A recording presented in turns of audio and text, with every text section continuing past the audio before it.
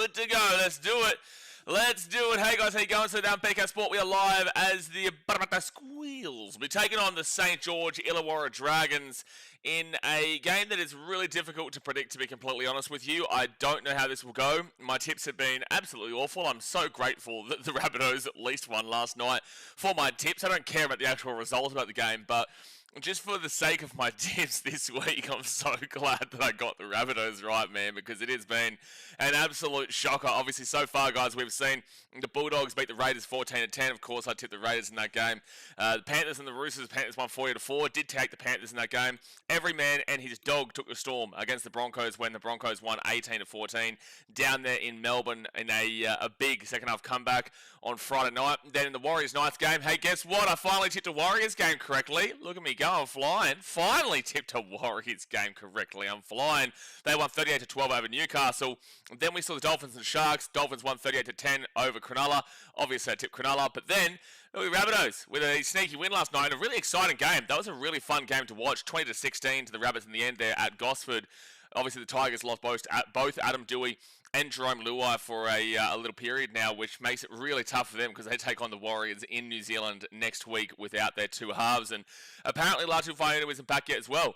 Apparently, he's still got a couple of weeks left on his injury. So the Tigers, they're in a bit of a situation right now. They're in a massive situation without their two mainstay halves. But today's games, we do have the Parramatta Eels taking on St George Illawarra Dragons here at CommBank Stadium in Sydney. And then later on today, we finish off the round with the North Queensland Cowboys hosting the Gold Coast Titans up there in Townsville at Queensland Country Bank Stadium. So let's get into this game here today, guys. Obviously, hit that like button, subscribe if you're new around here, and hopefully we can get some good matchups. This one is probably the more likely to be the more exciting game. Obviously, I am a Titans fan, so I would like to see the next game be a great one, but there could be a lot of errors in that Cowboys-Titans game. Both teams aren't exactly stellar. I do fancy my boys, but look, at the end of the day, it has everything writing on the wall of being just an absolute fizzle to finish off the round. So hopefully that's not the case. But I do feel like this game could actually be quite good because the Eels, they come into this game off the back of the win against the Brisbane Broncos there at Suncorp Stadium. That feels like ages ago now. That was last Thursday. Feels like absolutely ages ago that happened. But that was the last matchup that we saw from the Parramatta Eels where, yeah, they won 40-32. Look, big result for them in the fact that they went up to Suncorp and got a win there. Not that the Broncos looked good at all in the first two games, but scoring 40 points was the key telling point there because that was something they really struggled with against the Melbourne Storm the week beforehand where they only got 4 points in a 52-4 loss. So the Eels, Jonah Pezzett, Mitchell Moses, they're expected to do pretty big things this year, put them back into the top 8 and be a lot more competitive. But that first round just wasn't there to show us that they were a quality halves pairing together. But then the second game did show that. So hopefully they can continue on with that. But the biggest concern for the Eels right now is absolutely their defense. It just has been appalling to start this year. They've given up 84 points, 52 points to the Storm and 32 points to the Broncos. Yeah, sure, you won that game over the Bronx, but you still gave up 32 points. Which is a very scary prospect. You know, you don't want to be giving up. Like right now, they're averaging 42 points against themselves each week. On an average, they've lost by 42 points. That's crazy. That is actually crazy to think about, right? So the Eels need to fix their defense, and the Dragons last week, they did well against the Storm. You know, they actually probably, for mine, should have won the game. I genuinely believe that the Dragons, for the most part of the game, were actually the better team. And then the Storm still won 46-20 because in that last 20 minutes, they actually scored 30 unanswered points in Melbourne Storm, and it was all off the back of a Dragons knock on or a Dragons kick out in the full or a Dragons error. The Dragons honestly handed the game on a platter. That is actually probably the perfect game if you want to see a team just give a result to somebody, because the Dragons for 60 minutes were leading 20-16 for starters, but the Dragons for 60 minutes were arguably the better team. And then, obviously, the final 20 just absolutely collapsed in front of them. Their Dragons also played the Bulldogs in Las Vegas and lost 50-14 in a controversial one for mine. That should have been a draw. Everyone knows that should have been a draw.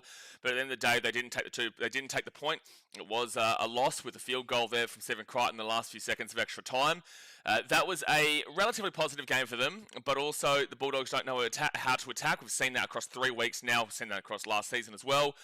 Very, very good defensive side, though. So to get 14 points is a good sign. And I genuinely believe this Dragons team has a bit of attack in them this year. Defensively, I'm not really seeing it. I do think that they're probably going to be giving up more points than you would like. Definitely, this Dragons team is not exactly a fantastic defensive team. They came third last year for a reason, but I do fancy their attack. So this game does have a lot of points in it. You would expect that both these teams should be able to score points. And both these teams can't really defend them. So it should be a high scorer compared to a lot of the other games we've seen so far. But let's get into these two team lineups here. Obviously, hit that thumbs up button, subscribe. Jermaine Hopgood in, Jack Tabellin out for the Parramatta Eels. The fullback is Isaiah Yongi, with the wingers being Bailey Simonson and Josh Addo-Carr. The centres are Jordan Sambrani and Sean Russell. The 5'8" is Jonah Pezzett, with the halfback being Mitchell Moses, who is the captain. And then you go to the number 9, which is Riley Smith. The two front rowers are Junior Bolo and Jack Williams. Back rower of Kelma Tuolangi and Kitone Kaltonga. Last week, Tuolangi was absolutely incredible against the Broncos. And then Dylan Walker, he comes in off the bench into the starting lock. The interchange, Jermaine Hopgood moves from the starting front row onto the bench alongside Sam Tuivati, Matt Dury, Talon Da Silva, George Papali'i, and Charlie Geimer, with the coach being Jason Riles. Again, the Seals team, they need to keep focusing on this attack. That attack last week was stellar. They'll win more games than they lose. I guess they're right this very second. You'd be comparing them a lot with the Dolphins of recent years, where they look like they can attack a lot, but they can't defend a lot. At least the Dolphins have shown improvement in regards to their defense in the early part of this season, outside of that first game against the Rabbitohs. But the Eels are kind of on a similar trajectory right now. They need to fix this defense, but their attack just needs to keep on with the momentum. If they're going to win games, they do have to score 30 points with the way their defense has been playing out. Again, they do score 30 points. They would have lost their first two games as well, because the Broncos got 32 and the Melbourne Storm got 52. So the defense is something that is just really not clicking for them right now. But they've got a good enough team here. You know, I did tip them for 9th this year. I thought they'd be more inconsistent than consistent, but I did see them as competitive. If you're putting a team in 9th, you're seeing a team as a pretty competitive outfit that will put their name in and around the conversations for the top 8. Not to go and win the comp like Entertain House is drunk and believes, but to just be inside the conversation, you know, in the top 8, and maybe even push up as high as 5-6 kind of deal. But it wasn't a good start, obviously, considering 50. It wasn't a fantastic start. But hey, listen, let's see it change around. Now, for the Dragons, the ins, Jacob Little. The out is Hame Sele. The fullback is Clint Gutherson, who is the captain, with the wingers being Christian Tuipulotu and Setu Tu. Centres of Moses Sully and Valentine Holmes. The 5'8" is Kyle Flanagan, with the halfback being Daniel Atkinson. Front row forwards of Emre Gula and Toby Couchman. Number 9, Damien Cook. A back row, Luchan Leilua and Jaden Sewer, with Blake Laurie being the lock. Interchange is Hamish Stewart, Jacob Little, Josh Kerr, Ryan Couchman, Matthew Fionney and Lycan King Degia, with the coach being Shane Flanagan. Again, I believe they should have honestly won that game against the Storm last week. I thought the Storm was super vulnerable. Yes, they scored those 30 unanswered points to win the game in the final 20 minutes and deserved that last 20 minutes. The Dragons literally just gave them everything they possibly could, and it was quite embarrassing from the Dragons in that last 20. You know, it was very reminiscent of recent years. The Dragons haven't made the top 8 since, I think, 2019, and they've been on a real big struggle streak overall, and I just don't know kind of where they're at right now in regards to improving to being able to win a competition. You know, I really don't know with this playing group how they're going to take that next step into being a top caliber team, a top tier team like a Panthers or like even a Storm, and like like the Bulldogs of recent years. How are you going to and the Bulldogs still have work to do, especially in their attack, but how is the Dragons going to be put into that conversation with this team lineup right now? I just don't know. Atkinson does look like he's going to bring quite a bit over here to the Dragons from the Sharks. I do feel like he's going to have a really, really good season, but I still just don't think that means that they're going to be a top tier caliber team. They're still going to be competitive and probably lose games by 1-6 or even 1-12 on a regular basis, and they'll jag some results here and there. But at least they play the Titans next week, so they'll be fancying themselves there for sure. But this Dragons team is just really difficult to see their future right now. The future is the tough one for mine. If a Dragons fan can disagree with me and tell me that the future looks bright, please do. But off from a neutral perspective here, I'm looking at it and I'm going, well, I just don't know what they do going into the future. With that being said, though, I actually have taken the Dragons today. I have tipped the Dragons because I do feel like across the first two games, the Dragons are 0-2. The Eels are 1-1.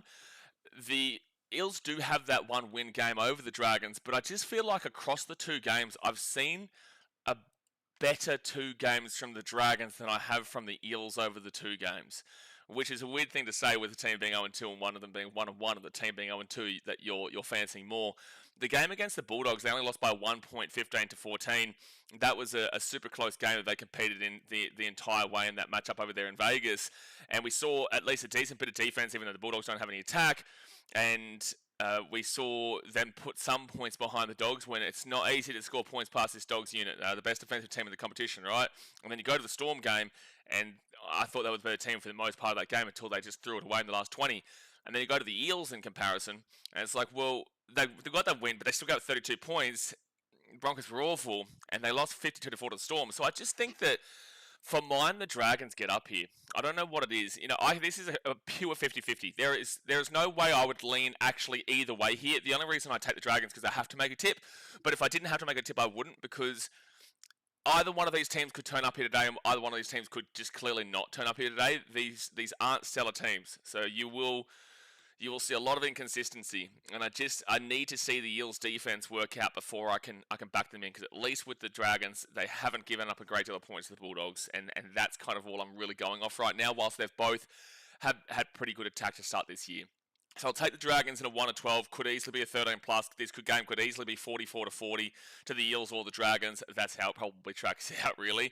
Now you go to the first 7 rounds here for the Parramatta Eels, just to see what they should be at by the end of the 7th round when you start to know what teams are looking like. If you want to be a top 8 team, you've already got that one win against the Bronx, obviously lost the first one to the Storm. Got the Dragons today, but next week you've got the Panthers at CommBank, the Tigers the week after at CommBank, the Titans the week after that at CommBank, and then the Bulldogs the week after that at CommBank. Wow, you've got a long home stretch here. It's a Panthers home game at CommBank, but you've got 4 straight games at CommBank Stadium. You've actually got 6 straight games in Sydney. Yeah, 6 straight games, because then you play Manly at Brookvale, and then you go back to CommBank to play the Warriors. So you've got a massive home stretch here. You only play one time outside of CommBank from today all the way until round 9. You only play one time out of CommBank, and it's at Brookvale. So that's really good there for Parramatta. There's not going to be too much travel on the body over these next few weeks. But look, if you give them through this schedule, Tigers with their halves troubles should be definitely beatable right now. Dragons should be beatable. Titans should be beatable, and that's probably about it, because the Bulldogs are a good team and the Panthers are a very good team. So you'd like to be seeing 5-2 for mine. No, sorry, 4-3, because you've already lost that Storm, you got that one win. So you would need to basically beat the Dragons, the Tigers, and the Titans to make this a successful start. If you lose one of those 3 games, for mine, you would need to beat either the Panthers or the Bulldogs, because otherwise you would be 3-4. And whilst it's not awful and you're still competitive, at the end of the day, it's not, considering the start that you've had here with these teams, it's not necessarily fantastic with what we know from the Broncos. But then again, the Broncos did go and beat the Storm, but you also lost to that same Storm team 52-4. It's an interesting start here. It is, but I feel like at minimum you should be 4-3 with the fact that you've already got that win, and then you have the Tigers, the Titans, and also the Dragons here today. That's what I think you should be looking at. And then we go across here to the Dragons schedule. Obviously, they lost their first 2 games to the Bulldogs and the Storm. Take on the Eels today at CommBank. Next week, they go up to Seabar Super Stadium, take on the Gold Coast, before taking on the Cowboys at Jubilee, Manly Seagulls at Wollongong, and then the Rabbitohs at Accor Stadium. So they've got a really, really positive schedule these next 3 weeks. Wow, Dragons. Well, if you lose this, you could easily get yourself back to 3-3 within the next 3 weeks. You'd be 0-3 after today if you lose to the Eels, but if you do have the Titans, Cowboys, and Manly right after this, and those 3 teams have probably so far been the worst-looking teams of the competition. Titans, Cowboys play each other today. Hold on one second. You've got to actually really a great opportunity to go 3-3, but if you win here today, there's a great opportunity for you to go 4-2 in your first 6 rounds, and the Rabbitohs game is doable. I think that 4-3 is definitely a minimum here. Is definitely with the Titans, Cowboys, and Manly. If you're thinking, we always talk about if you're thinking about a top 8 position, then this is how many games you probably should be winning. You should be winning Titans, Cowboys, and Manly if you think you're a top 8 team. And even if you think you're a top 8 team as well, you should be beating the Eels here. So realistically, you should be 5-2. No, yeah, because you should pick up at least a win between the Dragons and the Rabbitohs. Realistically, if you think you're a top 8 team, you should be beaten. You should be thinking you're going to beat both of them. To be fair, like there is a world where 5-2 is actually a minimum here, but I'll go 4-3 on the safer side. You just at minimum you need to beat Titans, Cowboys, and Manly, and then one of Rabbitohs or Eels. But there's also a chance that you could beat both the Eels or the Rabbitohs. But the Rabbitohs looked good yesterday. They didn't look amazing, but they did look good. You know, their defense was incredible. Their defense did look amazing. Their attack was a little bit worrying across the full 80 minutes. The first 10 minutes they were dominant, and then outside of that first 10 minutes they weren't dominant, but they just knew how to. They just knew how to get the result. They did, which was really good to see from South Sydney. So look, I'd say 4-3 for both these teams really with their opening draw. And it's just in case you think, oh, that's a really basic prediction. We haven't said that for every single team. You know, other teams do have different context with the different teams they're playing. It's just that the Dragons do get a bit of an easier schedule here outside of the Storm game last week, which they did compete in, and the Bulldogs. That first two games was a trial by fire, and now they get into an easier stretch here with the Eels, the Titans, the Cowboys, and Manly. So let's look at the ladder now. Again, we're just at the end of round 3, sorry. So there's still 24 rounds to go here. Don't get too excited. Don't get too disappointed about what the ladder says right this very second. But the St George Illawarra Dragons, they're in 15th position. Obviously, they don't have a point right now. They're on minus 27. Now, the Cowboys and Titans play each other right after this game, who are the only two teams below them. So if they were to lose this game, they would 100% go below one of those teams. But there's also a chance they could go into last if they lose by enough and then the other team wins by a small margin. For example, minus 27 for the Dragons, the Cowboys are minus 38 and the Titans are minus 44. If, say, the Titans won by 6 points, right? They would go to 2 points if they're already above them. And then the Cowboys would go to minus 32. So the Dragons could not lose this game by 6 points or more. Otherwise, they would be in last. So there is an entire possibility they go into last. And the same thing goes if the Cowboys won by 1 point. So the Titans would still be on 0 points and minus 45. But then if the Dragons lost by 20 points here to the Eels, well, then the Dragons would still, even though one of those teams obviously lost, they would still go into last position. So there is an entire possibility that this team could go into last, but it's still not necessarily likely, but there is a chance.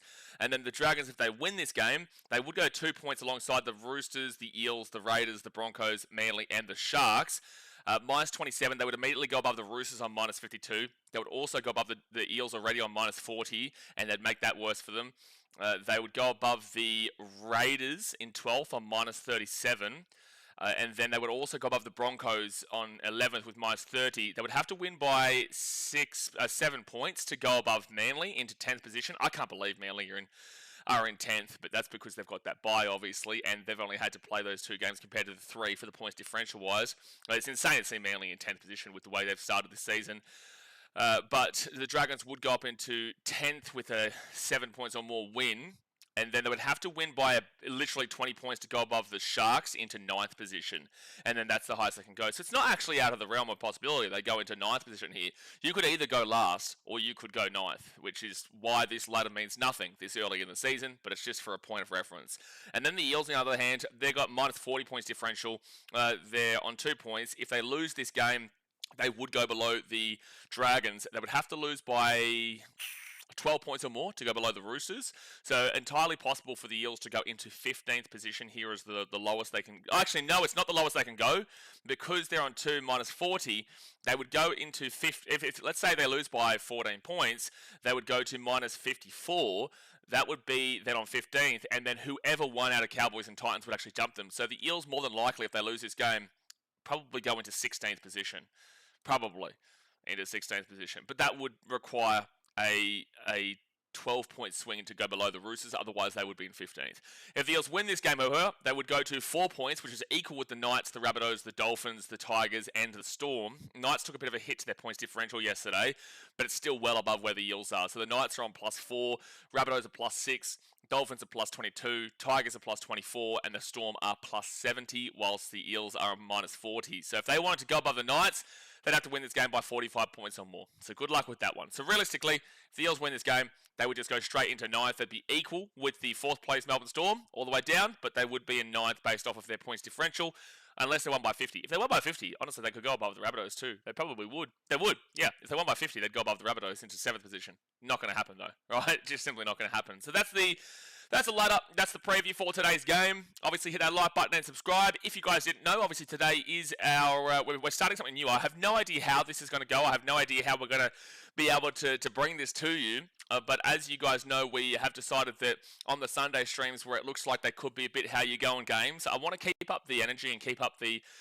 fun here, rather than just kind of sitting there going, oh shit, this game shows shit house. Even Titans games and whatnot. So obviously we did decide, and I asked you guys on Instagram, and people did love it, where for every certain amount of donations, we've actually got a wheel spinner. So I'll actually show you here, and then I'll get into the chat and see what you guys are saying. We've got a wheel spinner here, which means basically that if we hit a certain amount, we spin the wheel, and then I will have to do whatever it is, whether it's a punishment or it's a giveaway for you guys in regards to a beanie or, not beanie, a hat or a t-shirt of your team's choice and whatnot. There's a whole bunch of things here. That's with the super spin. Plus, there's like predict next try or the punishment or slap myself in the face, hot sauce challenge kind of deal. So there's a whole bunch of things that we've got ready for today. We've actually already got 3 spins to do today. I'll get into the chat first and talk to you guys a bit first before we do start that up. But we do have to do 3 spins today because Olivia did a couple yesterday, and same with I think it was Brighton. Was it Brighton or Brenton? I can't remember. I get confused between you two. You're both moderators. They're both moderators, and they've got similar-ish names. All right, so I get confused. But we'll get into that in a moment. For the time being, let's get into the chat first and see what you guys are saying. So let's fire it up. Let's get this chat open. Let's get this chat open, baby. Come on. Hopefully it's a good game. Hopefully it is a good game. Move that bad boy. I'm smelling a Dragons win. Dasmate says, home of the NRL says, really, I think the Eels should win, but it'll be like 24-18 score. Dragons keeping it close as always. I do think there will be a decent score here. I think there should be points on both. I think there should be points on both sides of it, really, where both teams don't look like they can defend, but both teams definitely look like they can attack. Highlanders fans, my stream is bugging. Is everyone else's stream bugging, or is it just Highlanders? Sean says, good morning, mate. Get around your Shauno. Home of the NRL's Dragons probably been... Oh, my mic became glitchy when you popped the wheel up. Oh, really? Did I really? Okay, let me just say it again. So if I do this, is that glitchy as well? Maybe I'll take it out and in.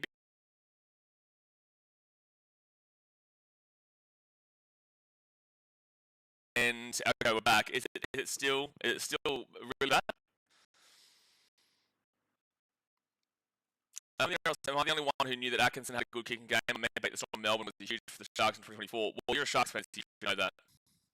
So you should know that. But yeah, no, I knew that obviously. I did know that he was very good for them. I know that he was very good in regards to his kicking game, and just the Sharks couldn't fit him. They couldn't fit him in. What's your punt for tonight? Navarai says, okay, well, I'll give you my try scorers as we usually do. So my backline player for the Eels that I'd take would be... I would just simply take a Josh Adokar here. I think the Dragons are very susceptible just to anything in this backline. I think that both these teams defensively are very susceptible, so I would go Josh Adokar as a pretty simple one. For the forwards, though, I did pick out Riley Smith the other week, which was really good. Kelma Tuolangi is a bit of an obvious one with a couple of tries last week. I don't want to go too obvious here, but with that being said, there's a reason why they're obvious. Now, because it's a weaker defensive side on a normal level, I'll go a more difficult one. I'm going to back in a Jackie Williams. I'm going to back in a Jack Williams here as a bit of a skew one, a bit of an askew one, a little bit off the norm. So I'll go Jack Williams there for a bit of fun, but I'll say Josh Adokar as well in the back line. And then for the Dragons, Val Holmes is a fantastic shout, but maybe Daniel Atkinson could get something going here today. Maybe a bit of Daniel Atkinson could score a try. I could easily go with a Tuipulotu or a Suli or a Val Holmes, whatnot. I'm going to go a little bit crazy. I'm going to go Daniel Atkinson for a try. That's going to do. And then for the Dragons, in the forwards, I think Jaden Sewer hasn't scored yet. I'm going to back in Jaden Sewer in the back row for the Dragons. So I'm going Adokar, Jack Williams, Daniel Atkinson, and Jaden Sewer. I'm usually pretty good with my try scorers. You don't always get them. It's just not going to happen. But I'm usually pretty good for at least one. But a lot of the time I do get 2 of them, which is pretty good. A6 Ankles has had a shocker of a tipping week so far. 2 for 6, and I've got Titans for the upset. Not sure how I'm feeling. A6 Ankles says the greatest decision that you've ever made in your life. That you have ever made in your life, son. Don't you ever feel concerned about a Titans win. They may never lose a game ever again. Scott says, BK, if you get less than 4 and 8 in the tips, would you do a punishment on stream? Say, drink a Coca-Cola or something on stream? Well, as you might have seen, there is actually a certain on the wheel spinner. There is actually one where drink a vanilla Coke, which obviously I hate, and I don't. You get timed out for even referring to it on stream. But there is like a eat a pineapple pizza kind of deal, all that type of stuff that I'm not a fan of. That is on the the wheel spinner. I think I'm going to change my hat because I just noticed that this is starting to peel off here. I just noticed that it's actually starting to really annoy me. Give me 1 second here, guys. I'll be back in a moment.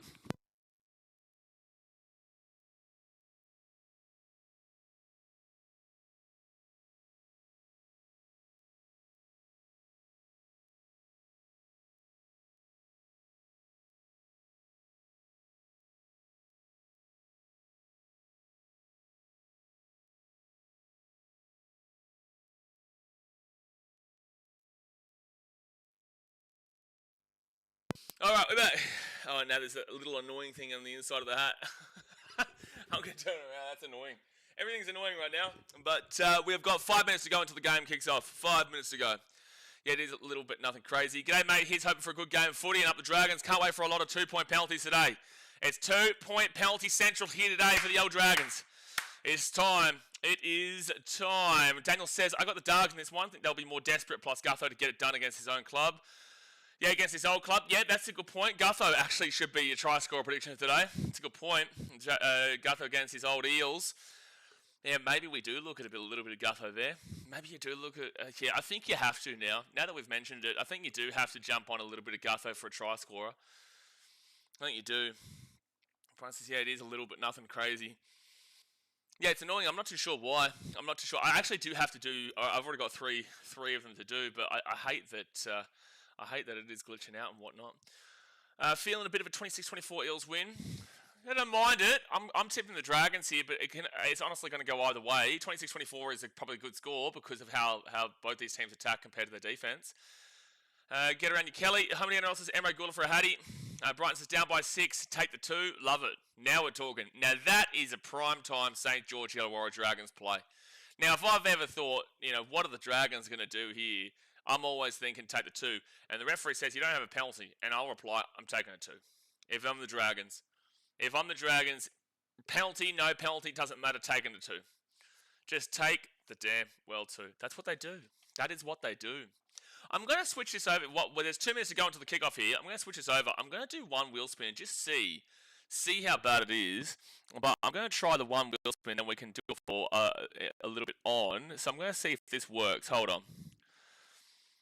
So this is one of the 3 spins, by the way. One of the 3 spins. And... okay, so what is this one? Let chat choose something. Let chat choose a player nickname you must use for this half. Okay, well, that's a pretty solid start here. That's a pretty solid start. So, guys, you can decide one player in this game for this half. I can't call him by his actual name. I have to call him by the nickname. You guys can choose that in the chat. That's one of the spins right there. You guys get to choose it right now in the chat. Mitchell says, if Kaltonga doesn't get a hat trick, I call Mafia. So did that come through for you guys? Like, was it glitching when that happened?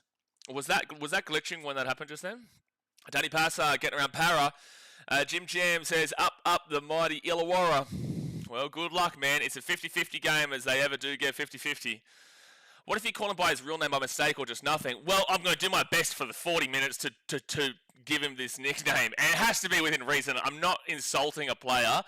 You can't give me a nickname that is insulting him because someone will clip that shit up and send it to him and then I'll have to, message him and say, listen, man, it was the nickname that they gave me in the chat, bro. Like, I wasn't calling you that. Hannah said, oh, that's right. Yes, it was. Oh, so it was on the screen. It did work. Okay, beautiful. Okay, well, you guys can...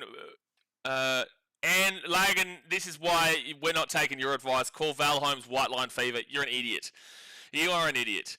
My goodness me. We've already got one absolute muppet starting out with just something stupid. I am not doing that with Val Holmes calling you that. That's crazy. Up the bunnies. The St George should remove the Illawarra part and go back to St George Dragons. Illawarra is completely dead. As it is dominated by St George more. Yeah, but it's historical. St George Dragons. I guess you could just do that. You could, but it is historical. I don't know if they want to change the name. Yes, do Lagans one. Well, I guess, look, if the chat wants it, I have to do it. That's the whole point of it. If we're doing that, Like, in future, guys, please, please don't do stupid shit like that. But if that's the one people want to go with, then I guess I will have to do it. I was more so thinking, I was also thinking more jokey stuff, but sure. Jim Jam says Dragons to win 38-18. Wouldn't mind that as well, to be fair. Ladder on the stream isn't up to date, by the way. Oh, isn't it? Oh, no, it isn't. Okay, hold on one second. I have to refresh it. Let me just do that. Refresh this bad boy. It's only an audio glitch. If you exit it straight after the spin, it won't bother anything. Okay, sweet. I know what I gotta do. Hold on. Interact with it, and then go to round 3. Sorry, that was the round 2 ladder there.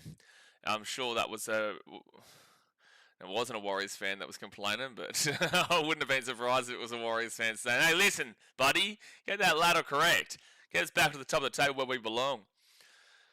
Should there be a Magpie team in the NRL relocate somewhere else? Why? Dragons vs Steelers rivalry was pretty good back in the days. Well, I've just never been a fan of the fact that we've merged 2 clubs together that hated each other, So there's Balmain and West that absolutely despise each other and still do despise each other.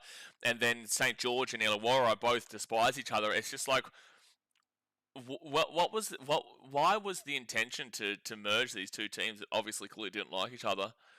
And if Val Holmes scores, you say he's found the white line again. He's a master at this. Not doing that. No, because we just got to. I've just got to call in white line fever. That's what you've said. Like, I've got to do it. I've got to do it. We've still got 2 spins to go here. We still have 2 spins to go because Olivia donated plenty yesterday, and so did. I think it was you, Brighton. I think it was. I think it was. So I will. I won't do that, but I will have to call me old white line fever. Gee whiz. Well, he does. He's going to score plenty of tries. He's got plenty of white line fever today, Val Holmes. He does. He does. Trying to get him cancelled. Yeah, well, look, this isn't. It's not. That's not going to get you cancelled because at the end of the day, that did happen. But also, I don't want this to be the trajectory of the future. If someone does have a better nickname that they want to put forward, then let me know in the chat. If someone wants to try to not get me cancelled overall. So recent meetings, the Dragons have won 3 out of the last 7. Eels won 4 in a row in between the 2 and the 1 there for the Dragons. So the Eels won the last time these 2 teams played, but one of those games was the infamous, 44-40 game? The infamous 44-40. I've just made it. Is that going to go bigger so I can actually see it? Was it 2024? Oh, I can't even see it. I'm not too sure. I think it was 2024 that game was on because I was actually in Penrith at the time watching. I was in Penrith at the time watching a Titans versus Panthers game. I think this is probably glitching out right now. Ever since doing this wheel spinner thing, my computer's going like super slow. But I think everything is okay now. Frustrating that everything's kind of messing up a little bit at the moment. Still waiting for them to come out onto the field. The Dragons are now out in the field. That's only because they had the bye round 1 and won the next game. Other Bunny says, Magpies are known for being pests and adding them would be good for our game as players could also be pests in the field. That is such a pointless argument, bro. I'm sorry. That is such a pointless argument. You don't just bring a team in just because they're Magpies are pests. Like, what? What, you want to include an entire team in the competition on the basis that is it because of the word Magpies? Okay, maybe a little more easier nickname. You could call Dylan Walker Curtis Scott's son. Okay, I'll do that, Logan. Yeah, I'll do that. Dylan Walker Curtis Scott's son. He won't come on for 20 minutes. I'm actually free for a good 20 here. I'm actually free for a good 20 to be fair. So I'm good. I'm good with that. Curtis Scott's son. Curtis Scott is not exactly a guy that I like to defend, but with that being said, that's the one we do. So the Eels are out in the field, same with the Dragons. I'm taking the Drags, but it is 50-50 here. It is 50-50. Yes, everyone would have just got lag. I just had lag on my computer. This wheel spinner thing is creating a few problems. I might have to try and figure out another way for next week. I might have to. So Ashley Klein is the referee. Dylan Walker is starting, is he? Hey. Oh, that's right. Yeah, he came in off that 14. He was originally meant to be the 14, and now he is the starting lock. Yeah, you're right. So the Dragons will be kicking this ball off. It will be the Eels.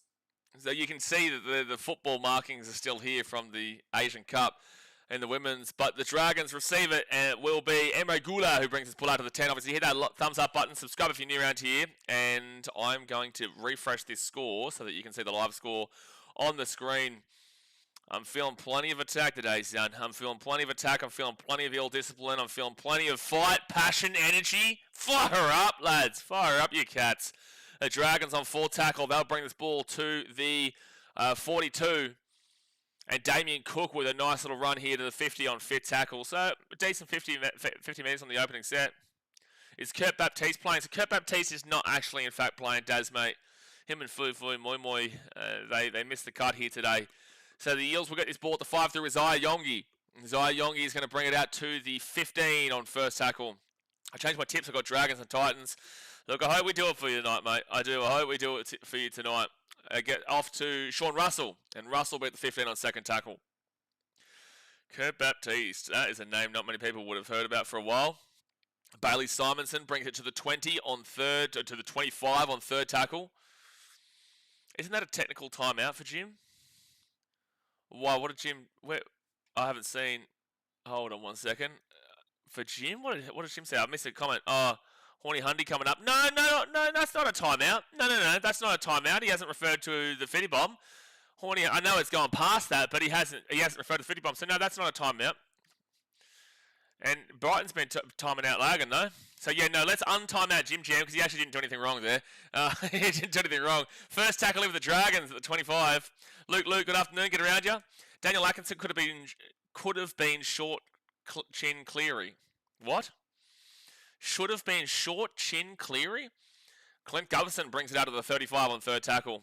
Tip of the Dragons too. That should guarantee power of the win. Exactly right. Look, I definitely believe this year that whoever I tip, it's guaranteeing the opposite team a win for the most part. So they should be very happy that I've gone with the Dragons. If you're an Eels fan, you should be very unhappy that I've gone with the Dragons. If you're a Dragons fan. Fourth tackle, now fifth. Atkinson's going to whack that ball up to about the 10th. Great chase here from Gutherson. He goes up for it. He catches it. Knocks it back. It's their ball.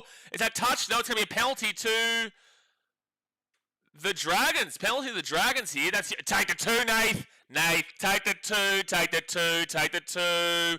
Take the 2. Take the 2. Take the 2. Should have been a knock on his eye, Yongi, anyway. But it's a penalty offside.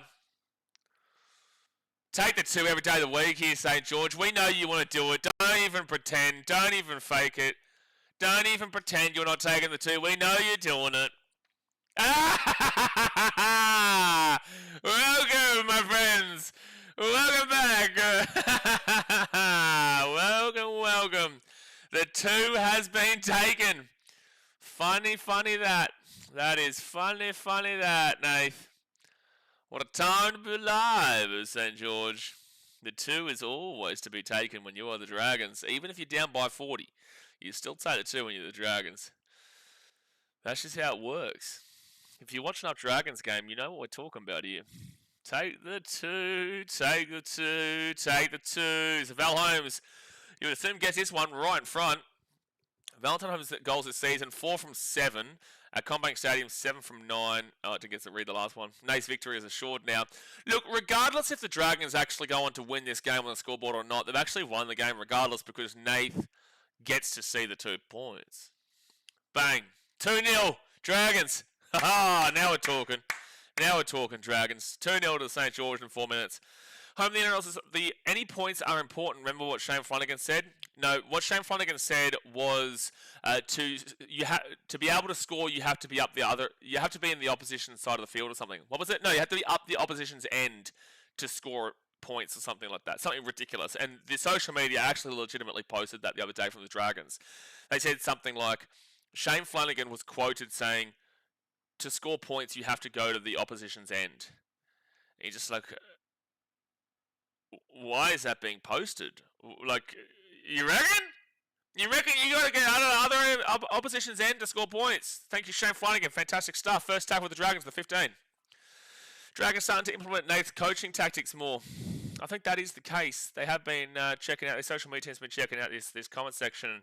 They've seen Nate's comments and they've passed the word on to Shane Flanagan. Cortez says, who do you have? I did take the Dragons here today. I'm not confident either team can win this game, but I did take the Dragons. So Damien Cook off to Emre Gula, and Emre Gula brings this ball to the 45 on 4 tackle.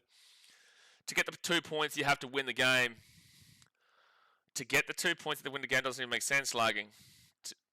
To get the 2... Oh, I get what you mean. Sorry, I thought you were talking about the 2-point conversion. To get the 2 points, you have to win the game. Okay, yeah, that's intellectual stuff, lagging. That's really insightful.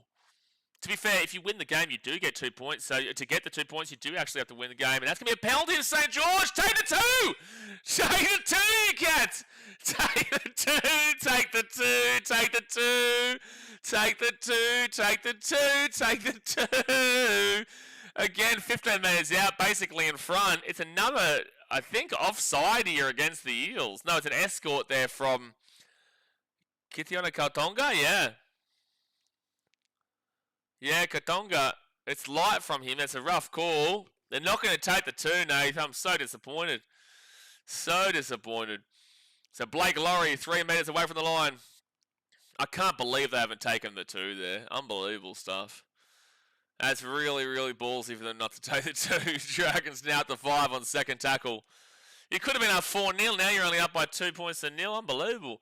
Out of the right, taking Larkinson to Gutho. Gutho off to Val Holmes. Val Holmes steps inside. He'll be 5 metres away from the line. Third tackle. Dragons watch, Dad says. Got to take the 2 Dragons. What are you doing? Don't know what they're doing. Now Blake Laurie, he's 7 metres away from the line. 4th tackle. Parramatta just haven't really had any opportunity to touch the ball just yet. Emre Gula out to Flanagan. Flanagan here to Val Holmes. And Val Holmes, he'll be 3 metres away on 5th tackle. Gutherson out to Flanagan! Oh, he's 2 metres short. So close. So damn well close. You could have been up 4-0, St George. You could have been up 4-0, but you decided to go for the try. So first tackle now for Parramatta at the 7. I'm still in awe at how we won last night. Tigers have every right to win that game. Tigers, yeah, definitely do, but Rabbits' defence was good. Not happy, Jan. Wouldn't be happy if I were you, Nath. I'm here for Poo Slinger Sunday. Well, that's why we decided to do this, like these dono streams, because it'll keep. I just wish it wasn't like glitching out and whatnot when we switch over to the wheel, but because it does have every possibility of being a Poo Slinger Sunday, and that's me speaking from a Titans fan perspective as well. Flanagan Young. And there we go. That is Curtis Scott's son runs the ball to the 35 on 5th tackle. Curtis Scott's son gets absolutely slapped down, and that is a good kick there from the Eels, but Setu 2 brings it back from the 10. He gets it across to Clint Gutherson, and Gutho will shape to kick just then, which was weird, but then he brings it to the 20. Bucks is surprised they didn't take the 2. Would have been a try ahead. Exactly right, that's what I'm saying. You know, now you're getting it. Now you're starting to get it. Maybe wait for Olivia for the next spin. Yeah, we will wait. That's what I'm doing. That's why we did one to kickstart us, and it actually was a really good one to start us off, because there is like eat chili. There is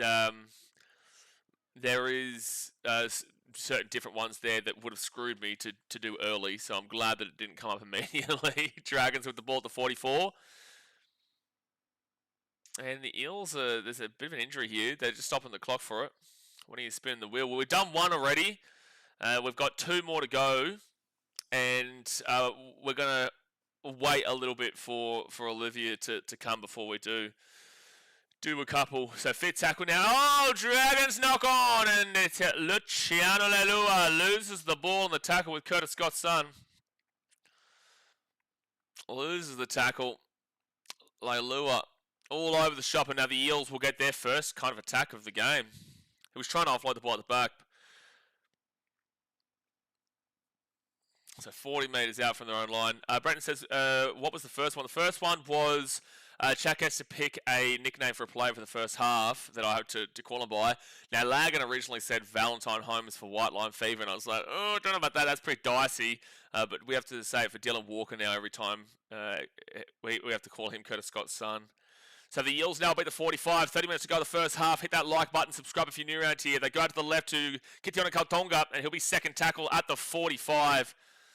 See this Eels attack. Dragons attack didn't look too fantastic when they were down that Eels end just now. But third tackle at the 30. Dragons, I think, scored... Storm scored a couple first tries last week before the Dragons really opened up on them. Fourth tackle at the 20. Oh, 6 again. That's brutal here for St George on their own line. 13 metres away. First tackle.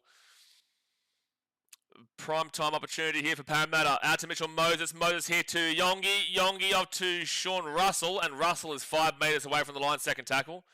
Who remembers when Luciano was so massive back in 2018? Was Luciano at the Tigers then or the Cowboys? Luciano was he Tigers? Oh, 6 again. Yikes. Dragons just getting done over by the 6 again here. Kitiano Katonga. That's probably a penalty for taking him out without the ball. They're going to check this here. Ashley Klein's going to go to the bunker. This will probably be... It's going to be an offside initially called anyway. This might be a penalty try here. This may be a penalty try here. So Jonah Pezzett gives it to Katonga, and then Katonga tries to offload this ball at the back. I think this may be a penalty try because he scores this if he doesn't get held back here. Gets the 1-on-1. He has to let go of him there. As long as he lets go of him here, he maintains his hand on him throughout this and then pulls him back here. Yeah, well, this is at minimum it's a sin bin. But you've got Gutherson there that maybe takes away the penalty try. Or...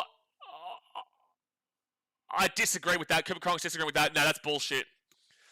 No, that's not a penalty try. I'm sorry. You've got Gutherson who's right there coming across there. It's a sin bin, absolutely, for the Dragons against Jaden Sewer for grabbing him early. It's definitely a sin bin, a penalty. You cannot tell me, and Cooper Cronk's agreeing with this, you cannot tell me that Gutherson isn't within the range there to prevent that try, even if he catches that ball. You cannot tell me that there aren't people there. Watch it again.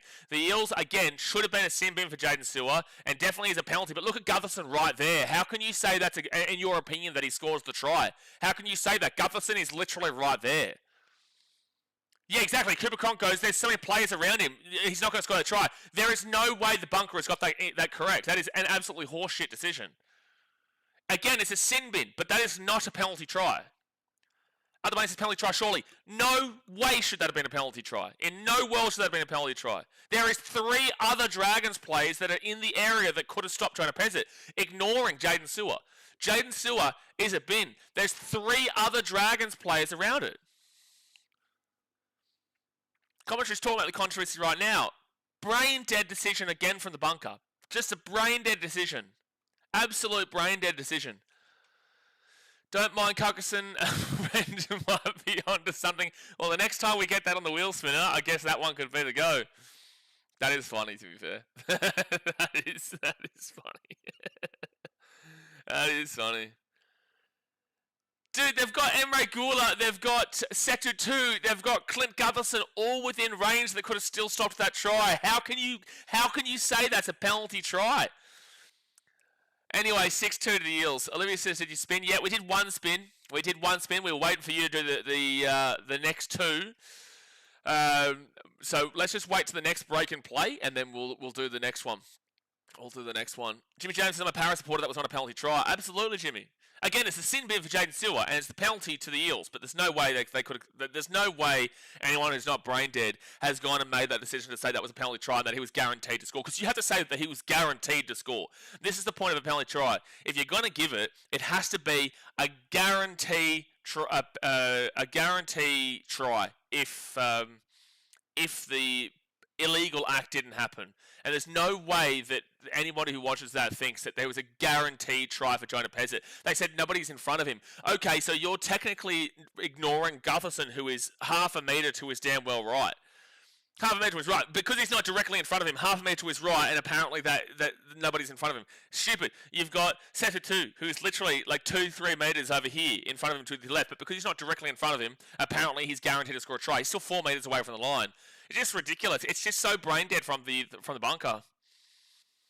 Sean Large to 13 plus Eels. Well, they've been given a massive leg up here with a really awful bunker call. Brighton says, ball don't lie, 2 point coming up for the Dragons here. Dragons will bring this ball out to the 43 on second tackle. Probably better a pen try for the Dragons. What? Probably better a penalty try for the Dragons? What? Probably better a pen try for the Dragons? What are you talking about? Out to the left, they give it to Moses Sully, and Sully is going to be at the 38. Sorry, building IKEA furniture. This is what it is. Fit tackle now for the Dragons. They're going to be at the 30. Can we see the scoreboard? The scoreboard's literally on the screen. It's literally right there. What do you mean, can you see the scoreboard? The scoreboard is literally underneath me. So that's going to be a drop ball from the Eels, 6 again. And the Dragons, they're going to be 10 metres away from the line. First, zero tackle. Zero tackle, 10 metres away. Yeah, open your eyes. What do you mean, can we see the scoreboard? It's literally in front of you. First tackle for the Dragons, and they're 5 metres out from the line. Damien Cook, he'll give it out to Carl Flanagan. Flanagan now to Blake Laurie, and Laurie is going to be 9 metres away from the line. Damien Cook off to Couchman, and it's 6 again for the Dragons. First tackle, Damien Cook, quick pass, crash play, Blake Laurie, he'll be 2 metres out. Second tackle, 2 metres away. They give it to Carl Flanagan at the 10, off to Lushan Leilua, and Leilua's got a massive hole to run through, it's a score! Ball don't lie, ball don't lie. A try immediately on the back of a really awful call for the penalty try, and the Dragons will hit straight back. Luciano Leilua right on through the line. 6-6 here with a kick to come. It's just too easy there overall. It's just too easy. Flanagan back to Leilua. Look at this Eels defense, so lethargic, so slow, and Ayongi was never making a one-on-one. No, Yongi's never making a one-on-one on Lushan Leilua there. So bing bong, 6-6 with the kick to come. It's maybe 8-6. Okay, let's do this other. Let's switch this off. It's gonna glitch up very briefly, but we're gonna switch this over here quickly, and we're gonna do the second wheel spin. The second wheel spin here. It is try confirmed, by the way. It is try confirmed. Okay. So, by the way. But right, the next spin, please don't be anything crazy. Please don't be anything crazy. Please, it's going to be... Okay, well, this actually doesn't happen until Thursday.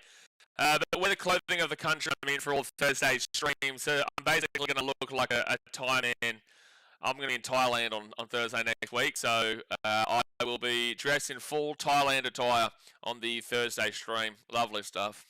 We've got one more spin to do, and that will be at the next break of play. So it's 8-6 to the Dragons, 26 minutes to go here of the first half. So I'm going to... Oh, gee whiz, what do I get to dress up as a full-time man on Thursday? Yeah, I don't know. I'll figure it out. I'll be in Bangkok on Thursday, so that's what I have to wear. So that is the second spin. So we've got one more spin to go. 25 minutes to go here the first half. I'm glad I didn't have to do the chili, man. I'm really glad. Really glad. Benny West says some officials would favour their teams. Para or Dragons fan the bunker. It happens. Okay, no, that's not what's happened. It's just that the bunker has made a really, really poor decision. They've just made a really, really poor decision. If anything, it's you could argue agenda, but no, we're not talking in regards to. They've deliberately made a decision there to benefit a certain team. Dress as a priest, B. Wash says. As a priest? Well, they're not Catholic.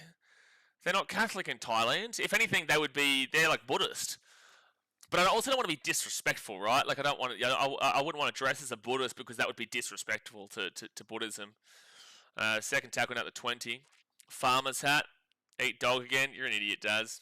Farmer's hat's definitely a go. I definitely need to get the farmer's hat out. And then maybe if I get like a Thailand, I'll get some form of Thailand shirt. But dressed as a priest is crazy, B-Wash. If I was in Vatican City next week, I would be able to do it. But dressing as a priest is crazy. Marvin says, who won? You won, mate. You won. So the Eels are going to get the ball at the 18. 25 minutes to go in the first half. And Josh Adokar brings it out to the 25. Well, it does look like there's going to be plenty of scores in this game. Looks like there's going to be plenty of points in the game. Abu, we want you to eat cat meat. Yeah, look, don't think so. Set restarting for Parramatta, they'll be at the 35. There is an option here on that wheel spinner. There is an option to order something weird from Grab. And now the Eels will bring this ball to the 50. Go New South Wales, tatted on your head. Dude, that would be a super spin, man. Like, I would have to put... Oh, they're away here! Junior Bolo loses the ball. And the Dragons on zero tackle. Damien Cook brings it to the 40, to the 45. Great run into the 50. Oh, Junior Bolo, great run. Then he loses the ball. Try and get one of those fake Asian pointy beards. Are you talking more so like Vietnam or China here? I'm going to be in Thailand. I guess you guys can decide what I dress like in Thailand. It's not a priest. Second tackle now for the Dragons at the 35. That's a 50k spin for the New South Wales Tat. Mate, that is, yeah, you need to donate like 500 million for that one. Moses Sully, go the marriage clothes, you will look like Aladdin. Arabian Nights. Have you noticed that anybody on Instagram, if there's even just like a speck of sand, they'll play that song, even though it's Arabian Nights, not Egyptian Nights. So 4 tackle at the 20. They'll give it to Kyle Flanagan, then off to Atkinson. Atkinson at the back into Gutho. Gutho at the 15, then to Val Holmes. And Val Holmes taken down 13 metres away from the line. Fit tackle. Gutho, what is he doing going short side there? Broken down, but he gets it back to Atkinson. Recovers it. Leilua goes up. I think that's a knock. Oh, it's going to be knock on track. Who knocked this ball on? First one's off Dragons. Okay, so it's going to be Eels ball at the 10. First knock on Dragons. The marriage clothes. You will look like Aladdin. Yeah, I'll do some research into what I should dress up. So that's the Thursday stream. What is the Thursday game next week? I don't think it's an amazing game. We've been given some pretty good matchups on Thursdays recently, but I don't think this one's an amazing one. It is... Oh, Manly Roosters. Unreal game that, watching Manly. Unreal watching that one. Junior Bolo, 4 tackle now. He brings his ball to the 40. He'll roll it back to Riley Smith, and Riley Smith up to Mitchell Moses. Moses cracked down at the 45 on the Eels, on the Dragons side of the field. Eels haven't quite got going just yet. 18 minutes in, haven't quite got going just yet. And Dragons will let that ball bounce. Weirdly, Watchalong comes up with a 20. He'll kick that ball very awkwardly, and Setu 2 was waiting at the back for it. And that was just awful from Parramatta, man. I don't know what that kick technique was from Watchalong for starters, and that was just really poor. And also, why'd the Dragons let that ball bounce? It could have gone anywhere. Val Holmes with a great run to the 35 on third tackle. I'd get like a fake tattoo thing, Daz, but that would be... Also, by the way, Brighton said that's a 50k spin for the New South Wales tat. 50. You think that I would get a legitimate tattoo of Go New South Wales on my forehead for only $50,000? Are you insane? I would do that for nothing. I'm never doing that. I would never do that. Not even for $1 billion, son. Not even for $1 billion am I getting a Go New South Wales tattoo on my forehead. What is 50k? You would get that tattooed on your forehead for $50,000, would you? $50,000 is nothing for that kind of tattoo. Farmer's hat, bowl of rice and chopsticks. That's not really Thailand though, bro. That's more like Vietnam, you're thinking. Eels will get this ball at 35. Revoke Kelmer's kicking license. Solol's News says, you go in Thailand, get the hangover tattoo on you. I actually looked for this last time, eh? Like I did, I looked for it. There's an option to put this, but they don't all have it. I think in Bangkok they may have it. They just didn't have it in Hua Hin where I was. Eels now fit tackle at the 50. 20 minutes gone in the first half, 20 minutes to go. Hit that like button and subscribe if you're new around here. X-Ray says, the things people do these days for money, dearie me. 50k for a forehead tattoo is crazy. Let alone that it's Go New South Wales. Let alone it's your rival team in Origin. The forehead's a bit extreme. Bro, I don't even have any legitimate tattoos, and I'm not getting any legitimate tattoos, really. And the only time I'll get an actual tattoo is when the Titans win a comp, really. And that won't be anything big. It'll be like an ankle thing. Kraken says, would I even watch this match? You watch it on KO. Oh, you're in England, aren't you? I actually don't know. I think you guys only get one game on Sunday, which is either this game or the Titans-Cowboys game. I'm so sorry if it's the next one. Actually, I'm so sorry if it's either one. Emre Gould to the 45 on fit tackle. Kickboxer outfit. That's a good one, Devron. Yeah, kickboxer outfit. With that being said, though, they don't wear a shirt, so that would be me not wearing a shirt on stream. Haddo Carr, he'll get taken down to the 20. First tackle. Jakeson says that there was this one guy in US tattooed the radio. I've seen this station's name on his forehead for 500k, then realised it was just a prank, so we took the station to court and won. Yeah, look, fair enough. And I remember this this situation as well.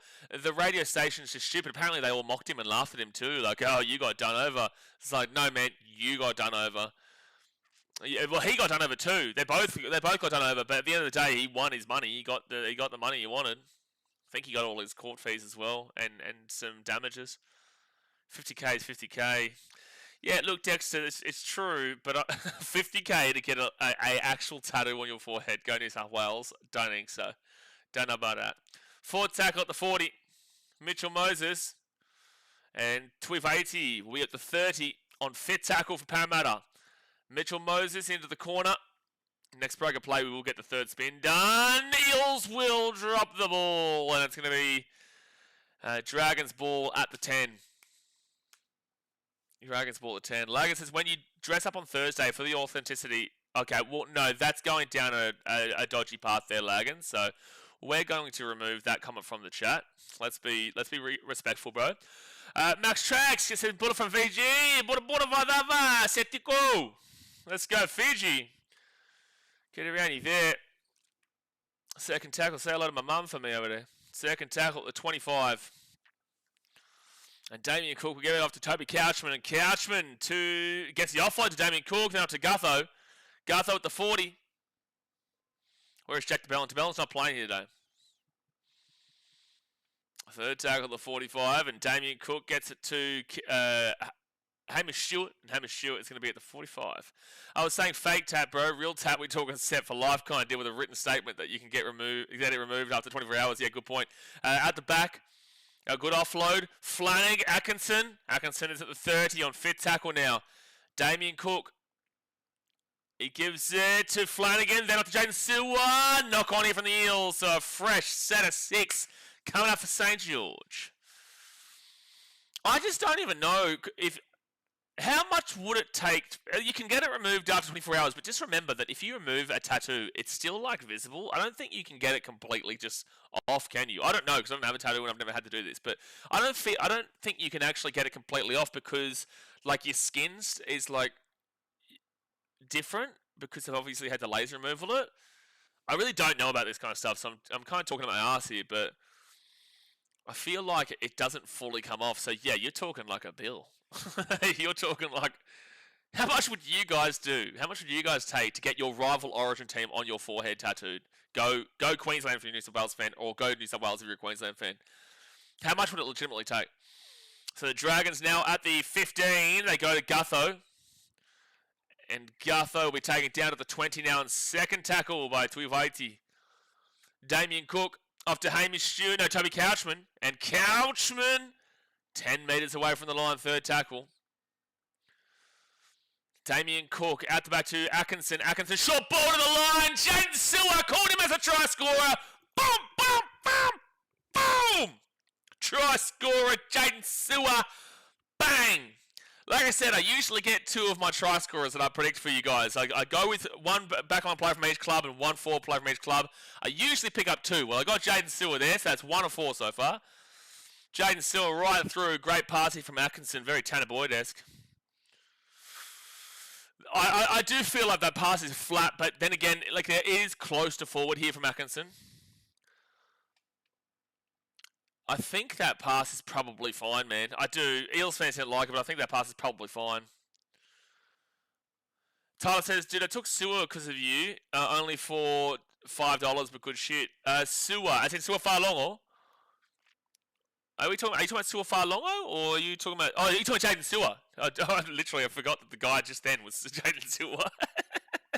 No, good stuff, Tyler. Good stuff. All right, well, I'm going to quickly do this wheel spin whilst it is a break-in play with the try score. Let's quickly slap this wheel side up, and then we are good to go. So the next one is going to be... Oh, geez. Okay, this is going to be a tough one. Okay, so predict next penalty or I get water thrown in my face. Shit. So I've got to predict the next... Actually, should I predict the next type of penalty? Or who... Like, I feel like it's probably the next type of penalty, right? Like, if I go offside... Whether I go offside or I go high tackle or something like that. Or I get water into my face. Shit. Okay, so who's getting the ball next, Drags? I don't feel like the Dragons get a penalty on this set. I'm going to go... I'm going to go fill up a glass of water as well. Okay, so... My next penalty, I'm going to say, is a high tackle against the Dragons. Cost of living these days, 50k might do it. Facts, yeah. Why do you think I travel overseas, man? It's so much cheaper to live overseas. Hip drop penalty, Jason says. Yeah, I'm going with a high tackle, and I'm going to say that the Eels received the penalty from the high tackle. I don't think six. Are we including six agains here? Because it's not actually a penalty. Six again isn't actually a penalty. This is obviously our first stream doing this, guys. That's why it's like I'm still trying to figure out everything and how it all works. But I feel like six agains are different to penalty. Should we? Oh, no way! He Val Holmes away right through the line. He's got inside Daniel Atkinson. Atkinson, great pass from Val Holmes, and Atkinson taking out at the 15 for tackle. The Dragons are flying, and that is a forward pass from the Dragons. Nice to see the Chicago Bulls being represented in foreign land. Brother, I lived in Chicago for 3 months. I love my Chicago Bulls. Love my Chicago Cubbies. Go, Cubs, go. Love my Blackhawks. And love my Chicago Bulls. And I have a soft spot for the Bears, but I was a Detroit Lions fan well before I went to Chicago. Yeah, it is a forward pass there from Val. Better be a big cup or bowl. That'll be a decent cup. Very decent cup. I put a towel down here before just in case this did come up. But yeah, forward pass there. Forward pass. Pull it. But then again, if it is a high tackle penalty for the Eels on this set, well, then I don't have to do it. I don't have to do it if it's a high tackle penalty on this set. Come on, Dragons. Be Eel discipline your dog. Second tackle here at the 50 for the Eels. And don't give away a penalty that's not a high tackle. 6 again here for ruck infringement. And the Eels are at the 44. Val's NFL days coming back to him. Oh, yeah, exactly. To Jonah Pezzett. Pezzett, quick passing. They're away here down the left-hand side of a car. At a car at the 30. He's 25 metres away. It'll be second tackle here for the Eels. Come on, whack him across the chops. Whack him across the chops here. Jonah Pezzett out to Jermaine Hopgood. To be fair, offside is probably... Actually, I don't even think... No, because offside... Oh, hold on. There's an injury at Jermaine Hopgood. God bless him. Offside actually isn't a penalty. So, yeah, a high tackle probably is the case. I guess from next time onwards, I think we probably should use 6 agains. From next week, we probably will use 6 agains included. Oh, no. Oh, that's rough on the old legs. Rough on him. Tyler says, cool just around 3 months in the Windy City or business. I have friends there, but I wanted to go. I love my sport, man, so I wanted to go there and just go to all the sporting matches. I wasn't there during the time that the NFL was on, but I was there when the basketball, the hockey, and baseball was on. I went over there thinking that basketball was my number one.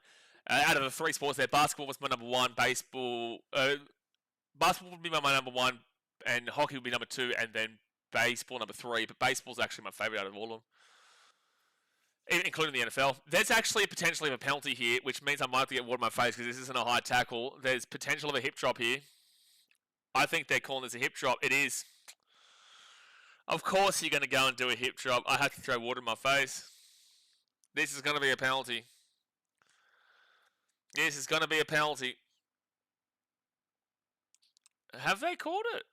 I don't know. I think they're going to call this a penalty. Average age of a baseball fan is 57. Well, that's great. Well, I bring that age well down then. But if you actually go to a baseball game, man, you get it. If you go to a baseball game, you get it. And this is going to be a penalty. This is probably going to be a bin here for the Dragons. High risk of injury. He's in the bin for 10 minutes. Couchman is in the bin for 10 minutes, and it wasn't a high tackle penalty, so that means that in a moment, the next break of play, I'm going to have to go grab a glass of water, and I'm going to throw it in my face. Ah, dearie me, dearie me, dearie me. Nate says that's bullshit. No, that is the way the game goes nowadays. That is the rules, man. That is the rules. So the Eels, you need to capitalise here. You've got a perfect opportunity. In the next break of play, I'll go throw that water in my face. But for the time being, Eels, this is your perfect opportunity. 15 metres out. You're down by 8 points. You have to score you. Oh, you're a sick man, Daz. I'm not even going to reply to you. 5 metres away from the line. First tackle. He does need help, Mitchell. He does. He really does need help. Jonah Pezzett, short ball to Junior Bolo. And Bolo will be second tackle here. 5 metres away from the line. 12 minutes to go here in the first half. They go Riley Smith off to Jonah Pezzett. Pezzett to Mitchell Moses. Moses here at the 10. And it'll be Kelma Tuolangi. It was going to be 8 metres away here from the line. They go left off to Pezzett. Pezzett to Moses. Good rush up. No, it wasn't good rush up defense, but not a good kick there from Mitchell Moses. I think that's a dropout. Who touches this? Yeah, I think that's a dropout there. I don't think Tuolangi touches this. Give me 1 second here. Oh, I think they've actually... Have they just said this is a knock-on? They may have actually just said this is a knock-on. Yeah, the kick just wasn't great. Yeah, they just said that was touched by Kitiona Kautonga, so that will be Dragons ball. First tackle at the 45 now. So that's a big beneficial call there for St George. They're happy with that. Hamish Stewart at the 50. Damien Cook will go off to... I'm not too sure who that was just then. I'm not too sure. Anyway, Jaden Sewer, he'll get that offloaded to Gutho. And Gutho gets the ball out at the back. Luchan Leilua looking for something. Not too much going on here on this set at the moment. 4 tackle at the 35. 10 minutes to go the first half here, guys. Hit that like button and subscribe. 10 minutes to go of the first half. 5th tackle at the 25. They roll it back to Damien Cook. Off to Kyle Flanagan. Flanagan, Leilua. Quick passing. Gutho. Awful kick. Just awful. Get around you, Colin. Just an awful kick there. Awful, awful kick. He wants to challenge this. He's saying that Parramatta have played at this. Yeah, to be fair, Moses is playing at that. This is going to be Dragons ball to 10. Mitchell Moses is blocking that, and he's putting his leg out deliberately to stop that. This is going to be Dragons ball at the 10. This is going to be a successful challenge here for sure. Yeah, he clearly extends it. Restarts the tackle count. Dragons ball at the 10. They have a chance to score again, baby. Here we go. Here we go. You legend, great challenge. This is massive too, because remember, they are down a player right now. The Dragons are down to 12 men.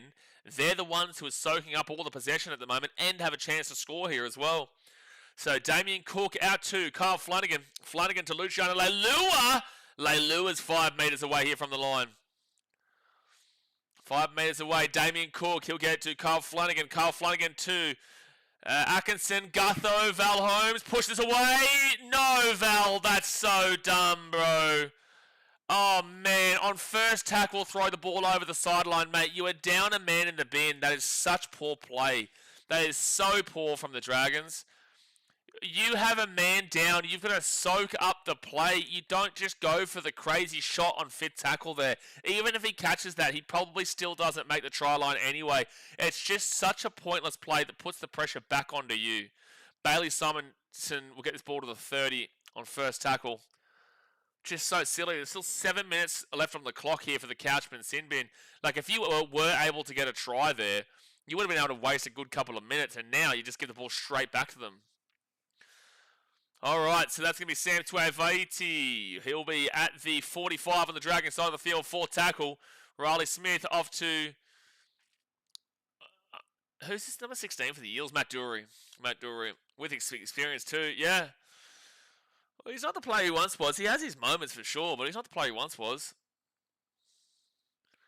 So the Dragons will get this ball and bring it back here to the 8. Up the bunny says, after this round ends, can you do a tier list of all the club songs, including the Bears? Thought it would be something different. Well, to be fair, on this here, on this, I don't know, I'm putting it like this. On the wheel spinner, there is the last donor actually gets to choose any video that I film and put up on the channel for next week. There is on the list there. But that probably ends up in copyright. But with that being said, if that ever lands on it, you guys will get to decide a video that I put out next week. 5th tackle, could be anything. And there'll be Damien Cook off to Atkinson, and Atkinson's going to put that ball down to the 5. That bounce really well, even the Dragons. Awkward bounce. Addo-Carr will get it to 3. Damn, that kick was amazing from Atkinson. And it will sit up at the 3. And now the Eels will bring it out here to the 10 through Bailey Simonson. Who's unlikely to return? Toby Couchman has to come off for a HIA here, I think. Yeah, they're saying Toby Couchman will have to come off for a HIA here. Oh, it's just a bit of a head clash, yeah. Coconut Coffee shoe on the wheel. Coconut Coffee shoe is wild, Brenton. How could you... Oh, you know what? I'll add that. I'll add that. But then again, I'll be in Thailand from next week for about 5 weeks, mate. So, I don't know if they have coconut coffee. Sure, no. Do they have coconut coffee up there in Chiang Mai? I don't remember seeing coconut coffee in Thailand when I was there. Peter says, Eels should win this game regardless of the score. What? Eels should win this game regardless of the score? What did you even just say? What? What? 8 minutes to go here at the game. Toby Couchman goes off at a HIA. But the thing is, Bunnies, is that not every club does have a song. Sharkies have a song, up Cronulla. Rabbits have a song. Broncos have their... the Broncos do actually have a song, and not the Chelsea Dagger, not the da-na-na-na-na-na-na. They actually have a song. I think the Cowboys may have a song. Melbourne have a song, but not every club does have a song. Unless you're trying to include, like, for the Roosters. Rooster, Rooster man, I want to be a Roosters fan. It's great. Any coffee then. That sounds so disgusting, but it also sounds so doable. It sounds so disgusting, but I'll put it on there. I will put it on there. I think they do, mate. Everything coconut. Yeah, but in Hua Hin, I didn't see... I don't think I ever saw a coconut coffee in Hua Hin. But then again, I didn't know about it when I was in Thailand because I hadn't been to Vietnam yet. So I guess that's a key thing, but that's why I ask you. Colin says, will you still be covering the NRL from Thailand? Colin, mate, what you mean? Of course I will be, Colin.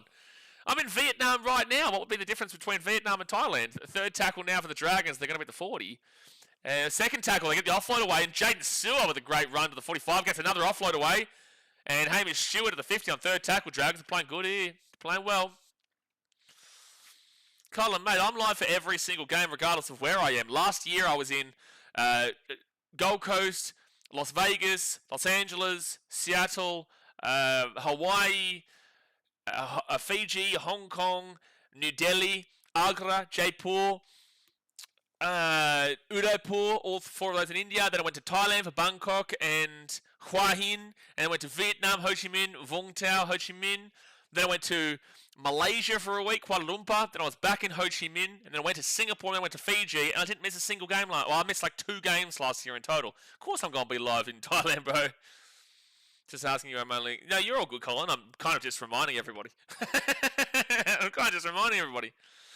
And just a reminder, guys, doing all of that is way cheaper than living the life that I used to, where I was traveling to Titans games every single week. Way cheaper. To do all of that I just said, it is significantly cheaper to do all of that than to travel week in, week out to watch your team lose in the NRL. Fit tackle here at the 50. And Mitchell Moses at the 40. He gives it off here to Kelvin Tuolangi now to Sean Russell. Russell's away here at the 25. What's this defense? This defense is horrific from the Dragons. Talon De Silva's going to score. What the hell was that defense from St George Illawarra? What the hell was that defense from St George Illawarra? I don't know what on earth that was. Dragons beat Parramatta. We have a good chance of beating Titans again on the roll. Hey, Benny, why don't you leave us alone, mate? Why don't you not bring up the Titans and hurt my feelings? That Dragons defense is pathetic. I know you're down a man, but you look like you're down by 5 men there. You look like you're down by 5 men there. All right, I need to go quickly grab this glass of water so I can throw it in my face. All right, give me 1 second here, guys. Hit that thumbs up button, subscribe. Eels score, and it's about to probably be 14-12 Dragons with 5 minutes to go in the first half.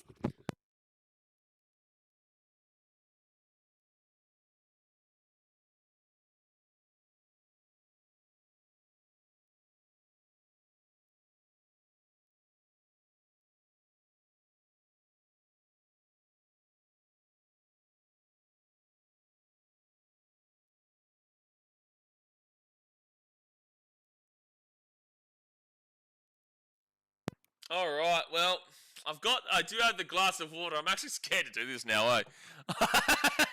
I am actually scared to do this, but we have to do it. We do have to do it. Yeah, defensively they just clocked off there. Do you guys don't want me to do it, do you? Let me know in the comment section. Just tell me you don't want me to put the water in my face. Buck says, did Sam Ray just fall past that? I think it was fine. Talon's eyebrows drawn up with a Sharpie. Dear me. So Moses, can he make this a 2-point game? He will get the kick. He will get the kick. All right, 4 minutes 15 to go here. It's Water Your Cat. Take the headphones off, bruh. Oh my goodness me, I can't believe I'm doing this. I actually can't believe I'm doing this, eh? I can't believe it. Hold on. Okay. Shit.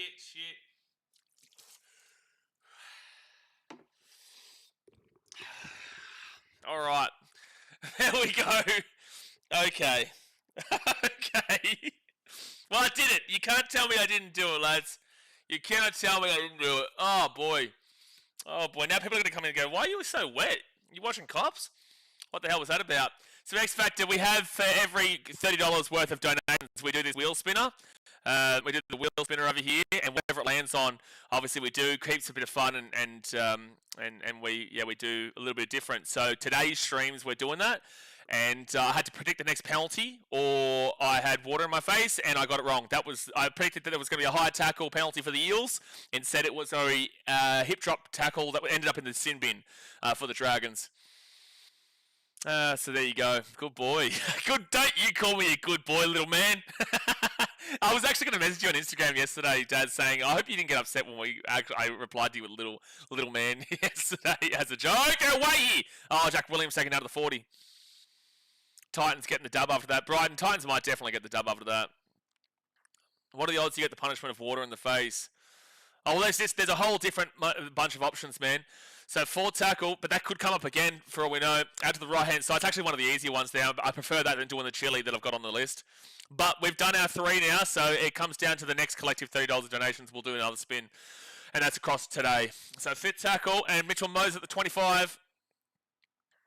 Clearly upset. Good. That's what I wanted, Daz. Penalty to the Dragons. No! To the Eels. Well, you're going to take the 2 here. You're going to make it 14-14. You're going to take the 2 for sure. Good set from the Parramatta Eels. Very good set. Very good set. Oh, boy. Well, that wakes you up at least. If it is a boring game, that wakes you up. What is Solon News saying? Daz, you're getting a stiff, mate. What is that? What? They're going to go for the try here. 20 seconds left of the sin bin. I think go for the 2. They're going for the try here, Parramatta. Okay, well, you're not going to have the advantage because Couchman's about to come back in off of the sin bin. 3 metres out here from the line. Couchman is sprinting back onto the field to get back in line. They go out to the left, and Eels 4 metres out from the line, second tackle. You better score here, Parramatta, for not taking that 2. You better score. 6 again. You better score. Mitchell Moses out to his eye, Yongi. And Yongi's to be first tackle at the 10. Should have taken the 2 Eels. Yeah, take the Dragons' advice. That's why they're leading 14-12. First tackle at the 15. Moses off to the left side. Oh, Dury 4 metres away. Eels go quickly. Talon to Silva. There's a try for Parramatta. Kalma Tuolangi will score. He was an obvious one. He's been a try scorer machine this year, and Kalma Tuolangi will score. Will score. But no, X Factor, this is what it is here. So I don't know if you guys can actually see the options on the screen. I know it's like, it's lagging a little bit. But I don't know if you guys can see the options on the screen, but there's heaps of different things here. And then there's super spins where you guys can win merchandise over there. So if it lands on a super spin, you can potentially win merchandise on the super spin wheel. But there you go. That is 16-4 to get to come that try. Now it makes sense. Taking the was not option, but they got the try instead. They got the try instead. Just be happy you're not in India. That's a great point, Nathan, in regards to throwing the water. Oh, I just realised I was still on over that side. That's a great point regarding the water quality in India. And look, that is an insight. I say a lot of positive things about India, but I will tell you that is one major negative. You're always scared about the water, even when you're having a shower. But I didn't get sick from the water at any stage of the 2.5 months I was there. You're a brave man playing these odds. Best of luck. Well, it encourages obviously support for the channel, right? Like it's not. It's all a bit of fun. It creates a bit more of a lively stream in games that won't necessarily be great. Sean Russell is off injured here. God bless him, man. He can't walk. He can't even put weight on his foot.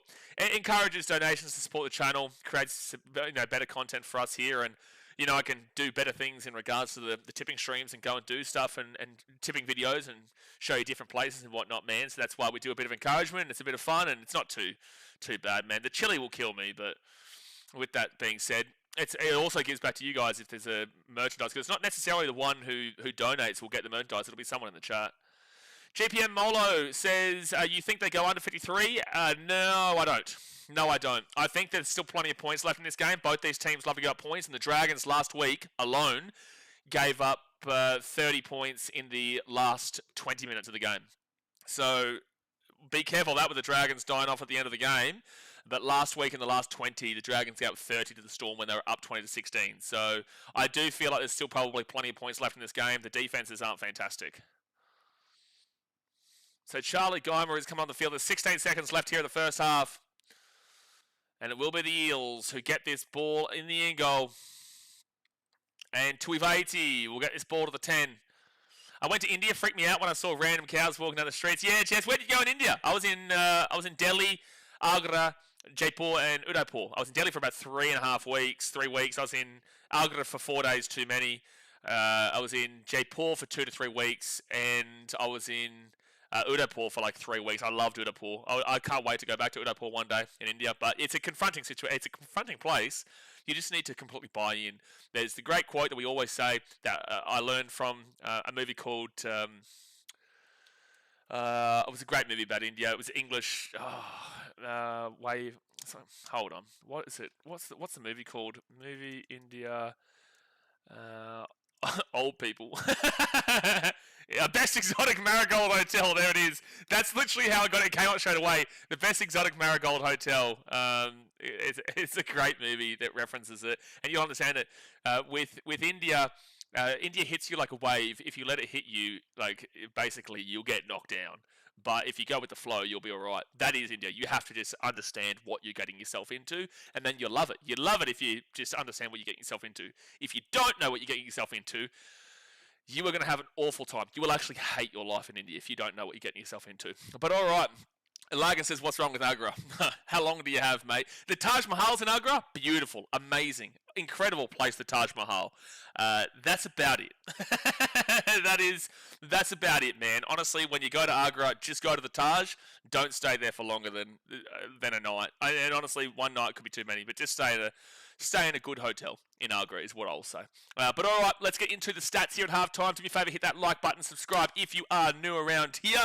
The tries is 18-14 to the Eels at Combank Stadium. The try scorers are Jonah Pezzett, Talon Da Silva, and Kitiona Kaltonga, with the Dragons being Luciano Leilua and Jaden Suarez are both back rowers there. 3 from 3 conversions for Mitchell Moses, 2 from 2 conversions for Valentine Holmes. Val Holmes has got that penalty. Ryan Couchman did go to the bin in the 27th minute. Now, the possession-wise of this game, sorry, this is going a little bit slow, 52% possession for the Dragons, 48% possession for the Eels. That does make sense. It has been a very, very even game overall. Time of possession is 12 minutes and 28 seconds here for the Eels and 14 minutes and 7 seconds for the Dragons. That's a pretty healthy 26 and a half minutes. It's not amazing, but it's still 26 and a half minutes worth of play, which you're not complaining about. It's at least past the marker of 25. Completion rate really good from both these teams. 80%. 80% is the marker that you're looking at there. The Dragons are at 84%, which is really solid. 16 from 19, that is really good. The Eels are at 91%. That's fantastic. 21 from 23. They're not making too many errors. You love to see that. This quality game, it's actually pretty good. There's not too many errors. They're both making quite a bit of meters on the average set. Well, the Dragons are making meters on the average set. It's actually a pretty quality game here overall. Obviously, the second half can change that around, but the first half is not too bad. The runs-wise, for the Eels, 88 runs for 831 run meters. That is about 49. That is 49 meters below the 10 meters average per run that you're looking for. Whilst the Dragons are at 102 for 1,022, which would be... they are literally above... they're on the dot pretty much 10 meters an average per run because that'd be 1,020. They're at 1,022. So they're at 10 meters an average per run. They're getting a lot of good meters with the ball, whilst the Eels are slightly behind there with the 49, and the Dragons have obviously got a lot more ball. But if you give those extra 14 runs to kind of equal it out there with the Dragons, Eels will probably be about the 950, I would say. They'd be about 950, 960 or so. Now, maybe 970. Maybe they'd be at 970 if they were able to get the same amount of runs. So the Dragons still be in front there, not by a huge amount, but still by a decent enough if you equal it out. And the post-contact meters is 356 for the Dragons, 254 for the Eels. You give those 14 runs to the Eels, and that's still going to be extremely different. The Dragons are definitely winning the post-contact meter battle here. Absolutely. They're making way more on the post-contact. The line breaks is 3-2 to the Dragons, so pretty equal, but the Dragons got that one more. Tackle breaks is 19-17 to the Dragons, so quite a few missed tackles in this game from both these teams, but nothing too insane. Now, the average set distance is an insane switch up here, especially considering who's leading. So 25 and under is pathetic. 25 to 30 is disgusting. 30 to 35 is underwhelming. 35 to 40 is hitting the marker. 40 to 45 is great, 45 to 50 is fantastic, and 50 plus is basically perfect. Now, the 37 for the Eels is okay. You know, that's getting to the mark. It's in the marker range of 35 to 40, but it's nothing spectacular. You know, they're just doing their job. Whilst the Dragons, it's a whopping 54.25. They are making over 50 metres per set here. 54.25 is one of the best average set distances you've seen at halftime this season across any team. And yet they're still losing 18-14, which is quite crazy here. It is pretty significant. It's wild. That's 17 metres. They're making 17 more metres per set, the Dragons, than what the Eels are. It's crazy to think about. Average play the ball speed, 3.19 and below is extremely fast. 3.2 to 3.39 is fast. 3.4 to 3.59 is average. 3.6 to 3.79 is slow, and 3.8 and above is extremely slow. The average play the ball speed for the Eels is 3.11. That is really fast in the extremely fast category. They are playing the ball bang, bang, bang, bang, bang. Just so fast here, man. Whilst the Dragons are at 3.453 seconds, so that is average. It's just a normal speed there for the Dragons. That is separated by nearly half a second. That's a pretty big gap there in rugby league terms. Now, the offloads, 11-4 here for the Dragons, a lot more for them. The kick defusal, 33% for the Eels, 50% for the Dragons. And then you go to the effective tackle percentage. Eels won't be a little bit better. So 85% and below is disgusting. 85% to 88% is underwhelming. 88% to 90% is hitting the marker. And 90% above is basically perfect. 85.46% here for the Eels. It's in the underwhelming category and it's getting close to the disgusting category. 194 tackles made for 19 missed tackles and 14 ineffective. Now, an average amount of missed tackles is 15 to 17, so they're two above the highest of the averages there in missed tackles. Ineffective tackles is awful. 5 to 7 is the average. They are 7 ineffective tackles above the average there at halftime. That is, in the first half, 33 bad tackles. That's really poor. They have made a few tackles to offset this and not be, below the 80%, which we see from teams nowadays. But they're up at 85.46%, which is still in the underwhelming category. It just isn't good with those ineffective tackles, and the missed tackles is not great, but it's not awful. The Eels and the Dragons, on the other hand, are 87.7% with 164 tackles made for 17 missed tackles and 6 ineffective tackles. So the 17 is bang smack at the top of the average category, 15 and 17, and the ineffective tackles of 6 is bang smack in the middle of the 5 to 7 of the average. So 23 bad tackles there for the Dragons, 33 bad tackles there for the Parramatta Eels, and that's why you're seeing the Dragons slightly better. They're both in the same category of underwhelming, but the Dragons are right on the precipice there of hitting the marker, and the Eels are a decent enough bit below that, over 2.5% below it. Negative play, though, 6 errors for the Eels, 4 errors for the Dragons. 3 and below is good, 4 to 6 is average, and 7 and above is really bad. So at least both these teams aren't in the really bad category, but they're both in the average. 6 is at the higher end of the average, 4 is at the lower end of the average. They're still making quite a few mistakes here, specifically the Eels. And then the penalties conceded is, hold on. Gee whiz. Penalty conceded is 2-2, so equal there. Ruck infringements, so this is where the Dragons are actually losing this game. 5 ruck infringements to 1 against the Dragons, 1 to 0 inside 10 metres to the Dragons, and 1 report and sin bin to the Dragons to 0. So overall, the only reason the Dragons are really losing this game is because they're just giving up a ridiculous amount of 6 agains. They've given up 6 compared to 1. There has been a couple of dodgy calls for mine. I don't think that the Eels should have gotten a penalty try. I think it should have been a sin bin for Jaden Sewer, but they got a pretty bullshit penalty try, to be completely honest with you. I'd like people are talking about this forward pass. I thought I didn't see it was bad at first glance, but maybe so. If I go and have a look at that try again, there might have been a forward pass on another try of theirs. But I do err on the side of caution when I'm listening to fans talking about bad calls as well. So that's why I want to see it before I make my judgment on it. But this game is still 50-50, completely up in the air. The Dragons to be down at halftime despite those stats is actually really surprising. The completion rate for the Eels is really, really good, but you look at the stats and it's actually really surprising that the Dragons are down in this game.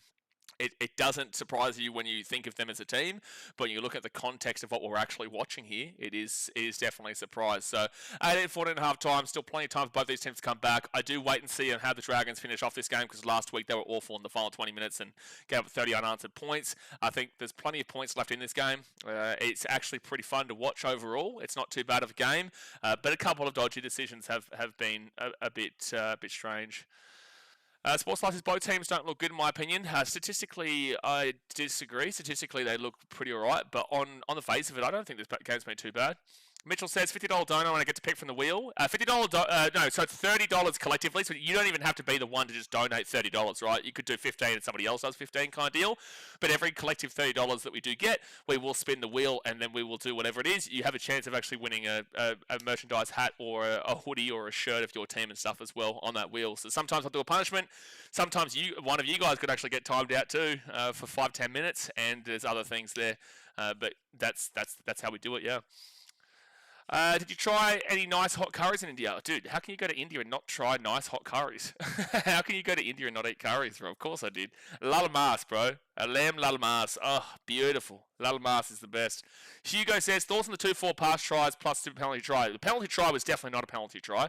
1,000,000%. There was 3 Dragons players, Setu 2, Clint Gutherson, and another Emre Gula who was in the vicinity of it. In no world is that ever a try there for the penalty try for the Eels. But it was definitely a sin bin. 100% a sin bin. Trey Horn says that yellow saved the Eels. The Dragons were all over them. I agree with you, to be honest with you. Like, they were up by 8 points when they had that sin bin. You know what really cost them was when they had that sin bin and they had the ball, the Dragons, in the Eels attacking 10 on first tackle, and Valentine Holmes threw the ball over the sideline. You need to try and soak up the time here, man. You don't need to go for the Hail Mary play on first tackle when you have a man in the bin and he throws the ball over the sideline. Val Holmes has actually cost them a lot here because I feel like the whole 10 minutes there of that sin bin would have been a whole different story had they just held onto the ball there. Maybe would have scored, maybe. But if they didn't score, still they soak up the time, and the Dragons have got to, so the Eels have got to come out of their own end after having to defend a full set. Instead, they let them off easy. So that was a big problem in that first half for the Dragons. Sean likes just go the Eels. Yeah, it's not been overtly impressive here, but like this is as 50-50 as it gets. A beautiful get on the ticket, lad. Yeah, ticket's not too bad, man, but I do feel like Lalmas was definitely was better for mine. GPM says, why do you think this sport never took off in America? Well, it is actually, funnily enough, slowly going in America, but also because it's not one of the main sports, and rugby league was never really highly emphasized in America from the beginning. NFL has always been highly emphasized. Same with baseball; that's a cultural sport there. The NBA, well, you've got to look at the way that different countries and different continents support their sports. Americans like to trick the opponent. They're all about the sneaky plays and how to get one over your opponent with the mind, right? We're saying we're going this way, but you actually end up going that way. That's kind of how Americans are, so that's not really what rugby league is. The NBA is all about the plays. You've got to play there, and you're shaping to go to him, but you're actually going to go to him who's going to get it to him, and then he actually still may take the shot, but you're thinking over there at this time. Same with the NFL. MLB is about tricking the opponent with the different types of pitches you throw and stuff. It's all about tricking the opponent. When it comes to Europe, it's all about beautiful, aesthetically pleasing. You know, the football is the beautiful game, right? So it's about showing it's about showing just clean aesthetics, right? With Europeans, with Africa, I don't even really know overall, but I actually don't even know too much on how to explain with Africa. But South America is crazy, bing bang boom bang, everything happening here, there, and everywhere. Look at their style of football; it's not beautiful; it's just crazy, right? Southern Hemisphere in our area, it's all about the physicality and being the bigger man. So that's why rugby is so big, rugby league is so big, AFL is so big. It's always about being the bigger man and being the physically more dominant person down here. And that includes the South Pacific, that includes New Zealand, obviously, and that's why you see that. And then when you go to Asia, it's all about pinpoint precision. So it's specifically about getting the perfect hit. Cricket, you need to hit the ball perfectly. They're trying to trick you with the bowling, but you need to hit the ball perfectly for a 6, or you need to... It's all about the pinpoint positions there, or ping pong with China and the likes. It's all about that pinpoint position. So the different continents and different places, they all like their different kinds of styles of games, right? Jess, appreciate you for joining up as a member. Get around you, Jess. Appreciate ya. New Zealander, Highlanders fan with the $5 redo donation says, I've got the first 4 games right in my tips and got the last few wrong. Anyway, here's $5 towards the spin. Good stuff, man. $25 to go and we'll do another spin. Appreciate you for the dono.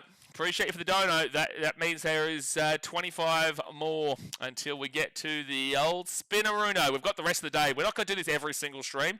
We're not going to do this every single day of streams, but I'll probably do 1 day of streams every week where this is a possibility. So whatever the day is next week that probably has one of the lesser quality days, whether it be a Saturday, whether it be Sunday, whether it be Thursday or Friday, I don't know. We'll probably do it once a week, kind of deal. So this is our day this week. I appreciate your Highlands fan. Lagan says, Africa is deaf techie plays. I feel like Africa is a bit of a mixture where they love the physicality of it all. Africa's very ego-driven. Very, very ego-driven. But I would say there's a lot of physicality involved because they don't mind like their rugby. It depends. The South Africa and that southern area of Africa really loves their rugby. But also football is massive there, but it's not about being beautiful and aesthetically pleasing necessarily in Africa. So that's why there's a bit of a mixture. It's kind of a mixture between, I guess, South America and the Southern Hemisphere of Australia and the Pacific Islands and whatnot, where you get that physicality and that craziness is what I'd probably piece together for Africa. But second tackle here for the Eels, and they're going to be at the 25. And we're back on the way here for the second half, by the way. So that thumbs up button and subscribe. Third tackle now at the 30. Lagan says, that's right. Trayon says, it didn't take off as it's too similar to American football. Yeah, and that's a big reason why cricket would never take off too, even though guys like John Boy are promoting the living shit out of it. Eels get the ball to the 40 on the Dragons side of the field. It is too similar to American football, but I also I think that you're never going to take down the monopoly there. It is a monopoly! Is that Dragons knock on here? No, it's still fit tackle. So who was the number 3? Sorry, Sean Russell wasn't the one who got injured before. It was Jordan Samrani who couldn't walk. Sean Russell's fine. It was Jordan Samrani who got injured before, so God bless him. So first tackle now for the Dragons. They're at the 20. I'm surprised the Dragons didn't touch that. If either team wins, are they top 8? Today they would be. Long-term season-wise, no. But today they would be, yeah. The Eels would. But actually, the Eels, I think, would be. No, they wouldn't be. Sorry, they would be 9th because they're points differential. So, no, today, neither team would be. Fourth tackle here for the Dragons. They're at the 45. Too bad you weren't able to support your Warriors this week in Newcastle, though, Highlanders fan. But at least you get to support your Warriors again next week in Auckland against the Tigers. The Dragons now will kick this ball to the 5. I will say, though, from a content creator's perspective, the Warriors going well is always so good because the country of New Zealand gets behind it. So from a content creator's perspective, obviously my Warriors streams do really, really well. And I advise any other content creators, create some Warriors content in this time because I'm telling you, you'll really pick up on it because the Warriors fans are really getting behind Rugby League at the moment. Obviously, they're first place for a reason. Bucks and Samrani injured himself on the silver try. Yeah, no, I thought it was Sean Russell. I remember the injury, but for some reason, my brain took it as Sean Russell rather than Jordan Samrani. Fourth tackle, and Josh Adokar, he's at the 35, brings it out to the 45 on fit tackle now. Are you staying live at the Titans game? Yes, I'm live for every single game. Every single game of Rugby League. Mitchell Moses with an okay kick there. It's just going to come down for Setu 2 at the 20. I don't know why he ran backwards there, but he'll be taken down just before the 20. Live for every game. Jess has just become a member. Great to support. Fantastic channel. Appreciate you, Jess. Second tackle now for the Dragons, and they're going to be at the 30. Yeah. Wait, hold on. They're talking about how they've allowed a 5th player off of the bench here for... Is it the Eels? Did they just say that the Eels have got a 5th player allowed off the bench? Why? Why are they allowed a fifth player off the bench? It can't be because of failed HIAs. Did anyone hear that in the commentary about how the Eels have been able to activate their fifth man on the bench? Harlan says, even though I said I only support the Warriors at home last year, I know myself I support them whenever they play at home. Yeah, no, we know that you only support them when they play at home. But you did say you only support when they play at home, so we get that. No, you'll have 3 out of the first 4 weeks where you can support your team, but unfortunately you won't be able to support your team in the grand final because that'll be the core stadium, so you won't be able to support the Warriors then. 4th tackle. Sean says, you going to the Titans tonight? You going Titans tonight? Yeah, I'm back in Titans tonight. Shit, Sean. Of course I'm taking a damn well Titans tonight. They might win by 94 million in the first half and then lose 95 million to 94 million. Mitchell Moses puts that ball to the corner. No, I do actually genuinely give us a chance. Oh, it's a knock on from 2, but it's actually a penalty to the Eels. It's actually a penalty to the Eels here. Yeah, JC is named to start. This is a really poor start of the second half from St George. Yeah, definitely Atkinson blocking off Kitiona Kautonga there. But either way, it's a 2 drop that ball regardless. Titans might never lose a game again. Exactly right, Islanders. So the Eels will be 15 metres away here from the line. And they give it to Moses. And now they'll be 5 metres out here. Second tackle. And they go out to the left off to Jack Williams. And he's 4 metres out from the line. They go short quickly. Talon Silva for another try out of the post. Another try for Talon Silva under the post, and it is 22 points to 16, 22 points to 14 with a kick to come. 22 points to 14 with a kick to come. Too easy there for Parramatta. The Dragons have had just an awful start here to this second half. It's been really, really poor. Really, really poor. Too easy there for Talon Silva. Dragons, you're going to wake up, man. Right now, your second halves are not looking fantastic across this season. I don't know if the Bulldogs game was too bad. Actually, let's have a look here. How was your second half in the Bulldogs game? Because the second half of the Storm game was just pitiful. But the Bulldogs game, I can't really remember. Oh my gosh, I just clicked on an advertisement. I'm trying to click on the game. It always does this. And then it like skips down and you click on an ad. So, second half was pretty even. It was a try scored at halftime in that Dragons Bulldogs game was 10-8 and the final score was 15-14, so it wasn't too bad either side. But again, that game... oh, my stream is freezing up right now. My computer is freezing up a little bit. Are we lagging right now, guys? Are we lagging? I might have to get... I might have to exit the wheel spinner. I'll exit the wheel spinner. I think that's what has been messing up a little bit here today. So I'll exit that, and then maybe everything will be a lot better. Pass the ball to Kitiona Umbasole. Well, it's an easy try there for... Easy try for the Eels. And it is just not great here from St George as we speak. It just isn't great from St George. BK would eat hot spicy chips on stream if you got like less than 4 from 8 tips.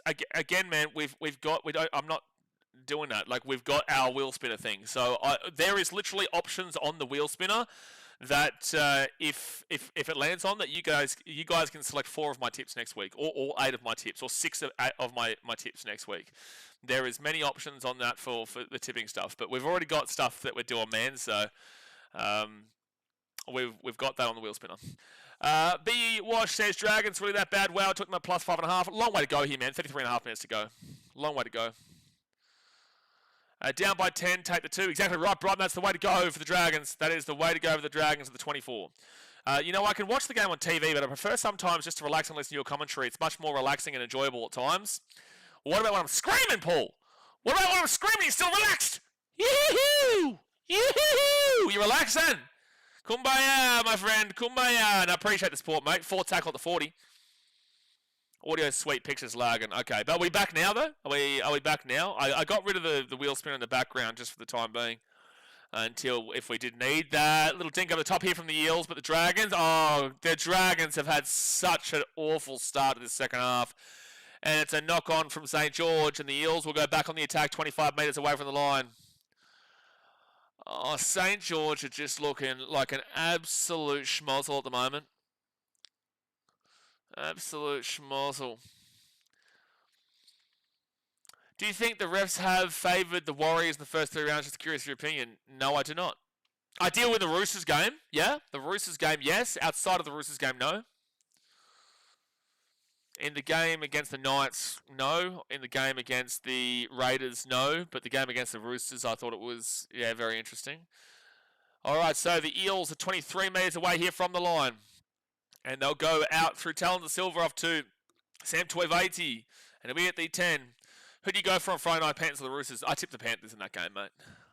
First, I was pretty confident as well, even though I tipped the Roosters quite high on the table this year. That's a knock-on from Parramatta. Knock-on from Kitiona Kautonga, and the Dragons will be let off the hook there.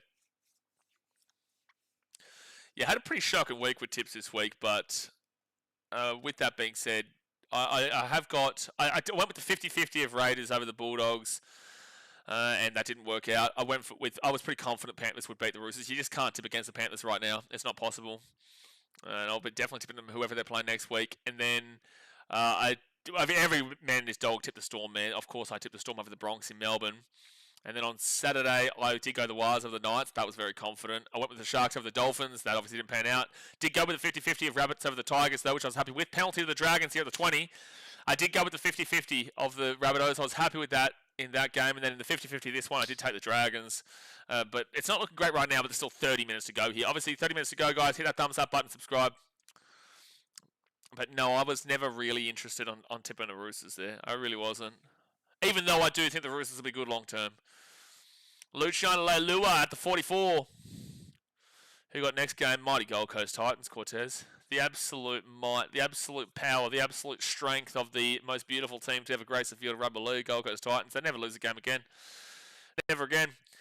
So 3-3 in regards to penalties in this game. Dragons are 30 metres away from the line on third tackle. They go out to the left through Damien Cook. They off to Flanagan, then to Luciano Leilua. Leilua at the 20, at the 15. And he'll be taken out close to the sideline, fourth tackle.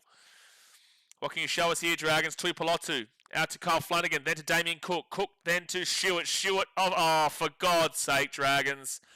Oh, they are playing really poor football in this second half now, the Dragons. It's showing a great trajectory in regards to what they are like in their halves.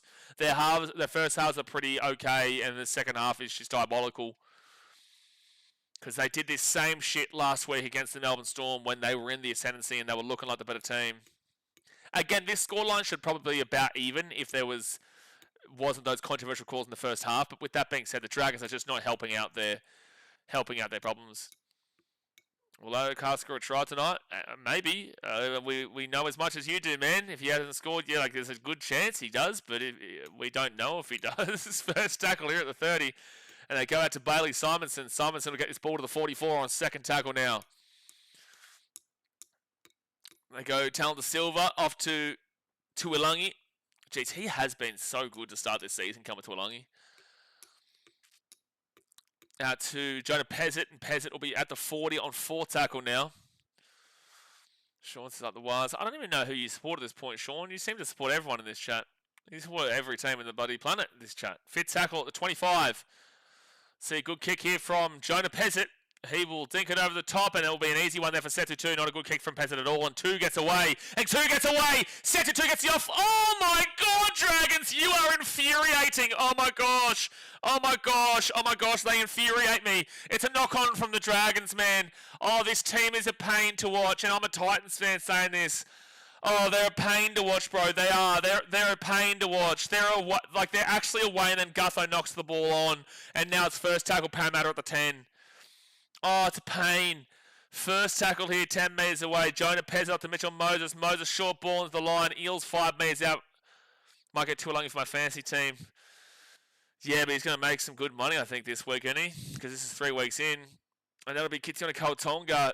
He'll be 8 metres out. Is Hopgood out? I think Hopgood had to leave the field with an injury earlier on before. I think he did. Riley Smith off to Tuivasa. He'll be fourth tackle, 5 metres away. 5 metres away, Riley Smith to Mitchell Moses. You have to hold on this set, Dragons, otherwise you're probably done over. And good work there from Moses Sully. It's going to end up being a penalty here to the Dragons. You're very happy and grateful for that. You needed to not give up any points just then, and luckily you get away with it.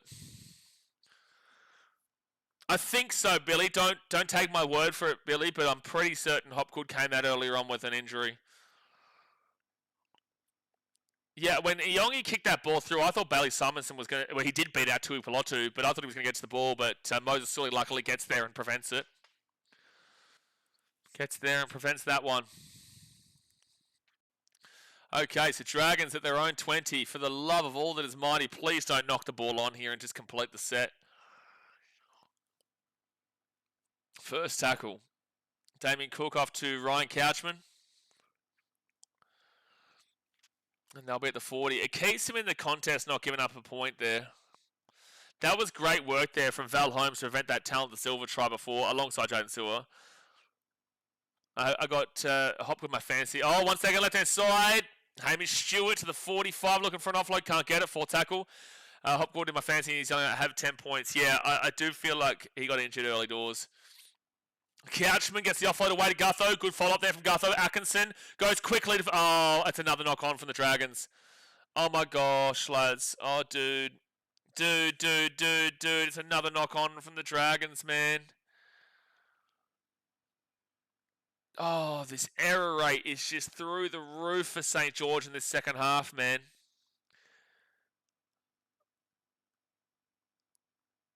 They've got more errors in the first 14 minutes of this second half, the Dragons, than they made in all of the first. And they made 4 errors in the first. So that means they've got 5 errors in the first 14 minutes here. Moses out to Iongi. Iongi gets the ball to the 20 on 3rd tackle. Should tip the Eels, please. Who gives a shit about tips, bro? That's not the point. Like... That's not the point. It's got nothing to do with that. It's just got to do with watching rugby league. Okay, I'm sure you got tips wrong this week. You should have taken the other team. Like, what does that even? What purpose does that even serve? That comment. That Eels are going to be down 5 metres out from the line. It's got nothing to do with tips here. We're watching the game of rugby league. Tips are just for a bit of fun and to have a bit of an understanding about what you think you may be seeing as another Eels knock on there. It's about just seeing what you think you will see, and you're analysing the game for what is potentially going to happen. But at the end of the day, I said this was a complete 50-50, and what it has been, the Dragons were leading. It's a penalty here to the Dragons. The game's not even over yet, but like it's just a real shit can't comment. Huh? GPM says, I don't know how because it seemed like they're always in the red zone, but my under gonna hit. I don't think so. 38 points so far. I think there's still plenty of points left in this game. Rosiato says, my favourite team is the Broncos. I'm so sorry to hear that. God bless you. So 50 metres out here. The Dragons will get the ball. They will get the ball. People so highly emphasise tips, eh? Like, tips are just a bit of fun. At the end of the day, it is just educated guesses. Another penalty to the Dragons. That's huge. They'll get inside attacking area. Jacob Little takes a quick tap. That's a sin bin. That's a sin bin here for the Eels, and that's changing the momentum of this game. There is a bin. Blake Lowry. Charlie Geimer, you're off, bro. Charlie Geimer goes to the bin. Charlie Geimer is going to go to the bin here, a penalty, and then he just stops him. Yeah, he still can't do it. It is a bin. I don't know why Mitchell Moses is complaining. It is literally a bin. It is literally a bin. I don't know why Moses is complaining there. Jacob Little takes the quick tap. Good to see him back, and yeah, he makes the break, and then Geimer grabs him, and that is a bin. Hubbard says, Eels got electric and Dragons got no flame. Well, there's still plenty of time left in this game. There is still plenty of time here. The Dragons are now going to be a man advantage and in the attacking line. The Eels changed this game when the Dragons had a bin. So why was there a bit of a biffo here, by the way? Like, what did Mitchell Moses take exception to? Dragons 22 metres out from the line. They go out to Flanagan, then off to Hamish Stewart, and they're 12 metres away here from the line. Jacob Little goes off to Flanagan. Flanagan to Blake Lowry, and Blake Lowry is going to be 8 metres out. 3rd tackle. 3rd tackle. Kyle Flanagan to Emre Gula. Just no capitals, Rosiate. Just type in normal. Just type normally. No, you don't need the capitals. Kyle Flanagan here kicks his ball through for Moses Suli with the try time, and they're right on back in the game. They've looked awful this first 17 minutes, but they get the bin. They get a couple of penalties there, and ultimately they get the try through Moses Suli. Dragons will be back within 6 and potentially back within 4. But Rosiate, I'm a Titans fan. Charlie here from Wawakan, Papua New Guinea. Always interested in your overall rugby insights and knowledge. Appreciate you, Charlie. Get around you in Papua New Guinea. Appreciate your support from over there. Charlie, I ask you, as a Papua New Guinean, are you going to be a Chiefs fan when they come in, or are you going to stick by the team that you do support? Who do you support now, and will you still support them when the Chiefs come in, or will you support the Papua New Guinea Chiefs when they do come? So 23 minutes left here, and the Dragons are back in the game. Hello. I'm going to quickly run and get a Coke Zero while this tries to score. Give me 1 second here.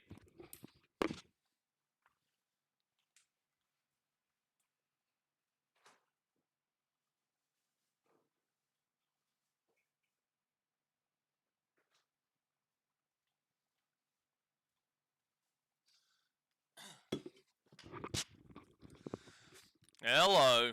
Alrighty. There's actually something on the wheel spinner too where I'm not allowed to drink Coke Zero for an entire half or something like that as well, which would be painful. After 20 teams come into the comp, the NRL should extend it to 22 teams for many years to come. That is not going to happen. They are not extending it to 22 teams for a long, long time. The NRL should extend it to 22 teams for many years to come. They're not bringing another 2 teams in anytime soon. So they'll bring in to the 20th team, but they're not extending more. So that's 24-20 to the Eels. They've still got that man in the bin. The Dragons, there's a finish coming up here. G'day, champion. Well, keep up the great stream. Appreciate you, Leo. Appreciate you, Leo. Game on here. Game on, baby. Give us a good finish. Queensland is how well Smith. Queensland. Get around it. Queensland's greatest team ever. Greatest team ever. Nice kick, Val. Beautiful. So you love your 2 points, Nate. That's the main thing. You get your 2 points. Not a penalty, but still 2 points nonetheless. 24-20 is a scoreline that I did say this score could have easily been 44-40. It's basically halfway there. Okay, so other bunnies, we're not seeing 22 teams anytime soon, mate. I don't know what it is with you. You make some horrific takes in this chat, man. Like, we're not seeing 22 teams. We haven't even seen the 18th team come in yet, let alone the 19th come in yet. We don't even know what the 20th team is yet, and you're already talking about 21 and 22. What are we doing? So 4 tackle now at the 50. It's just not happening. It's just not happening. And not happening for a good 20 plus years. Mitchell says, I couldn't think of anything worse than having 22 teams. It doesn't make sense. I also don't know why we're already thinking about 22 in the chat when we haven't even got these extra 3 teams in yet. The Dragons put that ball up, bomb to the 10. Good take there from Isaiah Yongi. Who just scored for the Dragons? Moses Sully scored for the Dragons. Mungie? Moses Sully. Yeah, I remember, Lagan. Your score prediction was 26-24. What did I go? I think I went like 32-26 or something. I can't remember what I did, but close enough. Either way, we knew it was going to be a high-scoring game. That's why when someone said just before that their under's looking good, I was like, I don't know, man. It's still a long time to go here. So 20 minutes left of the game, folks. Hit that thumbs up button and subscribe. 4 tackle. Don't forget Titans vs Cowboys right after this. The Eels are only going to get to the 30 here on 5th tackle. No, they get the offload away to Jonah Peasants. They'll be at the 35 on. No, they get the it's a knock on Dragons. Oh my gosh, dude, Dragons, the errors in the second half are crazy. You were about to get out of that set amazingly. You kept them inside their own 35. Why are you throwing your hand out at the ball there? Like, why? Have you ever visited the UK and been to a Super League game? Haven't yet, Jess, but one day I definitely want to. One day I definitely want to. I don't have a Super League team. I don't have one. I was going to stream Super League this year, but it's just such a bad time for, if you're in Australia, but especially in Asia, it's a really bad time zone. So Tuivasa, oh yeah, his head's just gone awkwardly into the hip of Emre Gula there, which has sent him off for a HIA there, Sam Tuivasa. Authentic says, as a Bulls fan, what's your tag on the team lately? How long do you got, Authentic? And lately, I can tell you about the last 5 years of thoughts if you'd like. And I'll sum it up in one word. Hey, you want to know what that word is? Shithouse. First tackle here for the Eels at the 35, and they'll go off to Junior Bolo. And now they'll be at the 40 on second tackle. I love the face palm there. You knew what my answer was going to be. Curtis Scott's son gets that ball off, and it's going to be Kidioli Kautonga who'll be at the 40 on third tackle now for the Eels. 4 points the difference. Next try is crucial. It'll be Jack Williams, who'll be 32 metres out. Riley Smith after Dylan Walker. Curtis Scott's son, he'll be 15 metres away on fit tackle. Yeah, 26-24 isn't looking too bad.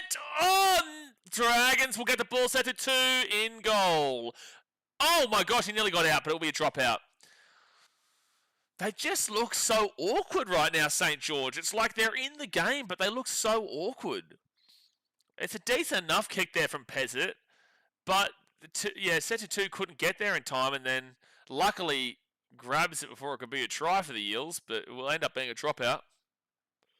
I think the Chiefs will be everyone's second team, just like everyone hates the Roosters. I don't think the Roosters are as hated as other clubs. I think Penrith are probably more hated overall. That's because of their success. Roosters, yeah, a lot of people don't like them overall. Manly, no one cares about anymore. Everyone used to hate Manly. No one cares about Manly anymore. Second tackle here at the 30. Now we Riley Smith off to Mitchell Moses. And now they'll be 25 metres out. Third tackle. 18 minutes left of the game. Riley Smith off to Mitchell Moses. He'll go back underneath. That's a knock on from Junior Bolo. And Gutho gets the ball to 15 on 0 tackle. He spreads it quickly out to the left-hand side. Moses Sully steps. He's at the 30. Ooh, close to a high tackle. He's still going here, Sully. He's still going here, Sully. Oh, at the 45. What a run from Moses Sully. What a run from Moses Sully. First tackle for the Dragons, and they're on the attack now. They step underneath that tackle. Now this is first tackle to 50, sorry, because of the knock-on. Remember Dragons scored 40 and still lost to the Eels? Yeah, we've spoken about that, the 44-40 from 2 years back, 2024. Yeah, no, remember that. I'll never forget that one for its absolutely abhorrent defense. That should be 6 again here for the Dragons. Yep, there's a set restart for St George. Oh, no, there's not. The commentary said there was, and I was expecting one to be, but they must have said, is there? But there was not. Out to Daniel Atkinson. Atkinson to Jaden Sewer with a good run. Gets the off away to Atkinson. Atkinson pushes off of one. He'll push it out to Kyle Flanagan. There's space here. There's space here. Gutho. He steps to the inside. Gutho. Back on the inside. Kyle Flanagan 4 metres out from the line on 4 tackle. This has been a great set from St George. Jacob Little, quick pass to Emre Gula. He can't get the offload away. He gets the offload away late. They go quickly. Knock on here from the Eels. So a 6 again coming for the Dragons. 6 again coming for the Dragons. Peter S. says Manly will always be hated because they bought the St George team that won 11 in a row. Yeah, they're called the Silvertails for that reason. That was also because of them stealing players from the Eels in the 80s and whatnot as well. Not just because of Manly taking Dragons players. It was more so because of the Eels. The reason why they're ultimately hated was because of the Eels rivalry.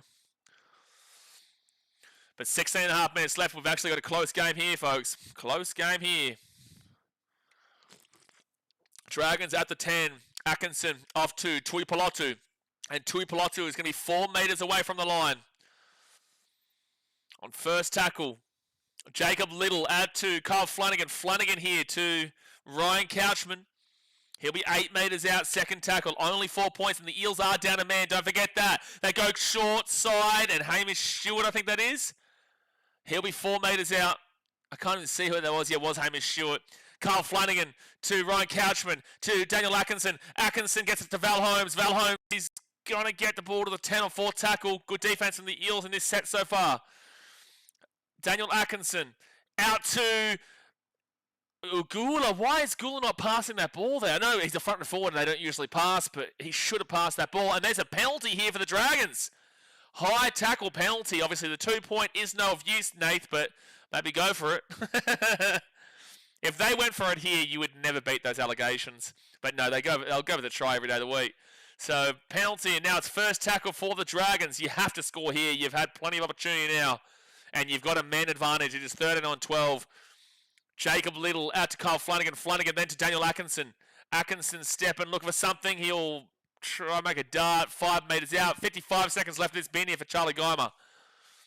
So I'll get this full set in before he comes back. And Couchman. He'll get this ball to the 3, to the 2 on third tackle for St George. They roll it back to Jacob Little. Little off to Kyle Flanagan. Flanagan gives it to Jaden Sewer, who cuts to the other side of the field. He's still going here. He's looking for an offload. He's still pushing. He's still pushing here. He'll be taken down 1 metre out, 4 tackle. Not an amazing set from the Dragons so far. Out to Kyle Flanagan. They've got space here, though. They've got space. No, Dragons. Fit tackle 9 metres away. Gutherson to Kyle Flanagan. He'll kick that ball up into a decent enough area. The chase is fine. The chase is good. Val Holmes, can he get the ball away, though? He cannot get the ball away. And it's going to be Eels ball at the 5. Dragons really didn't throw anything at them attacking-wise just then. That was really poor. You're up by a man, and you can't exploit the space. You know, Emre Gula, when they did have space on the left-hand side, didn't pass it. They had that absolute mess up on the left-hand side as well on a second part of that set. Was really poor. They just didn't really do too much attacking-wise. And Eels' defense was fine, but Dragons didn't really throw much at the attack. How many downs do you get in this? So this, it's not called downs, it's called it's tackles in the set, and there's 6 tackles. Remember Dragons, oh, that's right, I read that comment. Flanagan for the Dally M. Yeah, don't know about that. Their attack definitely was not great just now. 4th tackle for Parramatta. Don't forget Cowboys Titans right after this. We'll be live for that one as well. And Kurt Scott's son will be at the 50. 5th tackle. Riley Smith to Mitchell Moses. And the Dragons will get this ball at the 15 through Christian Tuipulotu, who gets away from 1 tackle and still going to the 25. Good run. Is Cook out too? Yes, he is. He's not on the field. He is not on the field right now. Setu 2 gets this ball to the 30 on 2nd tackle. Still 13 minutes to go here. Of course, Jacob Little's on. Jacob Little is their hooker at the moment. That makes sense. I don't think Cook's out injured. I think they've just obviously gone with Jacob Little, which is what they do. Not out of the mix is Golden Point. They go to Gutho. Gutho then to Sully. And Sully will get the offload away to Gutho at the 50, the 45. And he'll run this ball to the 40 on 4th tackle. 4th tackle. Gutho rolls it back to Jacob Little. Cross here to Couchman. And Couchman just runs it straight up to the 30 on 5th tackle. Is Leigh Lewis still in the game? I can't see him at the moment. But they're on the other side of the field. Jaden Stewart chasing it through. Good take there from Isaiah Yongi at the 10. And that's going to be 1st tackle. And now Eels will bring it to the 15 on 2nd tackle, sorry. Because this is who got the ball. We just got to listen to me and you'll understand who's got the ball if you're listening. So they'll go out to the right. And Jack Williams. No, Charlie Guymer, who's back on the field now. He'll be at the 23 on 3rd tackle. I can't see Leilua, man. I don't think Leilua is still on the field. 4th tackle now at the 30. 12 minutes left. Shane Flanagan's up out of his seat at the moment. They're knocking on the door of an 0-3 start here, St George. They do play the Titans next week up at Seabus. But they are knocking on the door of starting 0-3 if they can't find a try here. And good kick there from the Eels, but that will be Clint Gutherson who brings his ball out to the 25. Charlie says, good question. Still battling in my head. I'm a diehard Sharky. I might switch come game day. Still doubt my switch. You'll always have it. It's like me with, I guess the Geelong Cats. It just took me a long time to have this. But it's like me with the Gold Coast Sunnies coming in, and I'm a proud Gold Coaster. You know, I'll always love my Cats, and I've watched them win a premiership. But nowadays, I'd rather see the Gold Coast Suns win a premiership because they've never done anything before, and I've seen my Geelong win. So I'll always have that soft spot, and I'll always support Geelong. But you know, I would prefer to see the Sunnies get up. I really would. 4th tackle now at the 40. And Blake Laurie's... It's very easy for Papua New Guineans to have like a soft spot team for the team they previously supported before the Chiefs come in. And Atkinson, that's good pressure there from Riley Smith. And Josh Adokar will pick it up at the 5.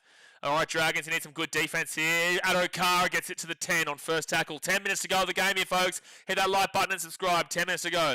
Paul says, would you rather have Tino from the Titans run at you for 20 minutes straight as hard as he can, or box Tyson Fury for 4 to 3 minute rounds?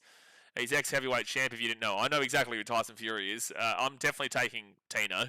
I'm 100% taking Tino. Like, that's going to be rough, but I'm 100% taking Tino over getting and fighting Tyson Fury in a boxing ring. You're kidding. You can get knocked out very quickly. Fit tackle out the 40. So Mitchell Moses kicks that down into the corner. Is that a good kick? No, it's going to be a 7 tackle set here. It's going to end up being too big. So that is not what you want there from Parramatta. A try here, unconverted, will send this game to potentially extra time. A converted try, Dragons would win. Still a long time to go. Who's the better ex-Tiger, De Silva or Little? I'd probably say Jacob Little right now. But today, obviously, Talon De Silva's got 2 tries.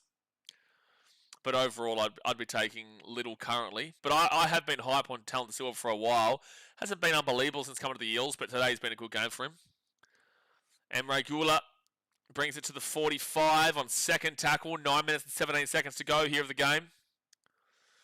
Jacob Little to Daniel Atkinson. Atkinson underneath to Val Holmes. Good read there from Junior Bolo to see that run from Val. Don't give away a 6 again here, Parramatta. And Flanagan to Leilua, who's on the field now. Gutho's away here. Gutho's away. He gets the ball off. Set it 2. Set it 2. Taken out of the 20. Good last-ditch tackle there from Mitchell Moses. And we 4 tackle, 20 metres away, out to Kyle Flanagan. Lucky Moses makes that tackle, otherwise they would have had 2 on 1 and they would have scored there, the Dragons. Atkinson kicks his ball through for himself. The ball bounces up and it will be a dropout coming up, I think. What's happened here? No, he's out of the in goal, so it's not a dropout, but the Eels have to now get out of some tough plays. Their second tackle at the 5, 8.5 minutes to go of the game. 8.5 minutes to go here, and the Eels don't give away a penalty, you Dragons. You just got to find a way to keep them down here right now. Third tackle, and they're going to be at the 10. That was such a great try-saving tackle there from Moses. It shows why he's one of the elite in the game. 4 tackle at the 15. It's a great tackle, Moses. Yeah, without him, the Dragons score, and they would have taken the lead. Curtis Scott's son to the 23 on 5th tackle now. 8 minutes to go of the game. They only got to the 23. This is a very close one. It can go either way. This is why we said it was 50-50 pre-game. Gutho on the full, catches it at the 25, brings it out to the 45, gets it to basically the 50 on first tackle. Dragons in the ascendancy, but can they get over the line? We saw the Tigers throw a lot at the Rabbitohs yesterday. Rabbitohs defense was much better than what we've seen from the Eels today, but the Dragons are in a similar situation where the Tigers are, and they have thrown a bit at them, but can't get over the line at the moment. Val Holmes at the 40. 40 metres out, third tackle. I don't know why Jacob Little was waiting so long there to pick that ball up. Stewart to Flanagan. Flanagan to Gutho. Gutho's got space here. Off to Moses. Sully sets back on the inside, and Moses defensively has been really solid these last couple of sets. Fourth tackle at the 30. Kyle Flanagan. Then to Couchman. And Couchman gets it off to Atkinson. Atkinson out to, Val Holmes has been awful, bro. Val Holmes has been awful today. Addo-Carr's away here. This is the game. This is the game. Val Holmes has been awful today. Val Holmes has been awful today. He has made so many mistakes. He's a big reason why you're going to lose this game. The Eels will score and make it 28 points to 20 with a kick to come. Val Holmes has been a really, really poor player today. He has knocked the ball on like 3 times. And the Eels will score to make it 28 to 20. It's not been the most impressive performances, but they'll get the job done in the end, and they will go to 2-1. You would assume they're able to hold this out from here. Val's just been so poor with his ball handling. They go out to the right-hand side. They're on the attack. They're in the ascendancy. They're 30 metres out, and he gets that ball, and Val just drops it cold. And then as soon as the Eels pick it up, they give it to Addo-Carr. And as soon as Addo-Carr got that ball, he just ran the distance, and you knew it was away. You knew that Addo-Carr would get away from that situation. That should be game there. That should be game. Yeah, and Lecker will still destroy them. What does Lecker have to do with this? Lecker was okay the other day. He wasn't. He scored a try. I don't really rate him a great deal in the centres. I definitely want him in that back row. Definitely would prefer him in that back row for mine. I thought that pass was shocking, man, but yeah, Val could have caught it. Well, that's like his 3rd knock on today, though, Val. It's like his 3rd knock on. Oh, by the way, I got 2 of my try. I know Addo-Carr's an obvious one, but I took Jaden Silver and Addo-Carr for tries today. So, like I said, I usually get 2 out of the 4 that I go.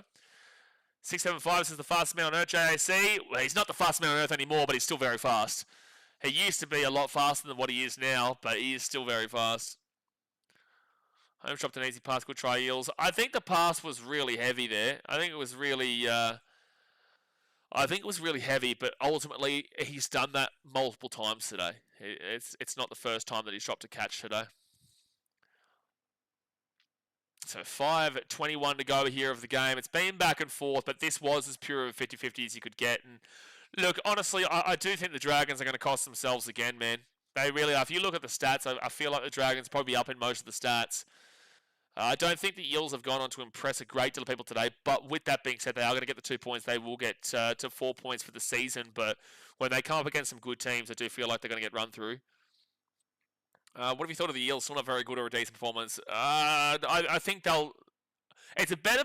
It's funny. I think it's a better performance than what they showed against the Broncos last week, even though they won 40-32. But it's still not clean. Like I want to see them against a good team because I'm pretty certain right now that against a good team, this Eels team would get run through. I feel like they would currently get run through. Under 53.5. Well, there's still 5.5 minutes to go here, man. They only need one more try. Who do they play next week? The Eels. The Eels next week will take on the Panthers. Okay, good luck. Panthers next week will tell you where the Eels are at. Panthers away. Good luck with that one. I'll be tipping the Panthers.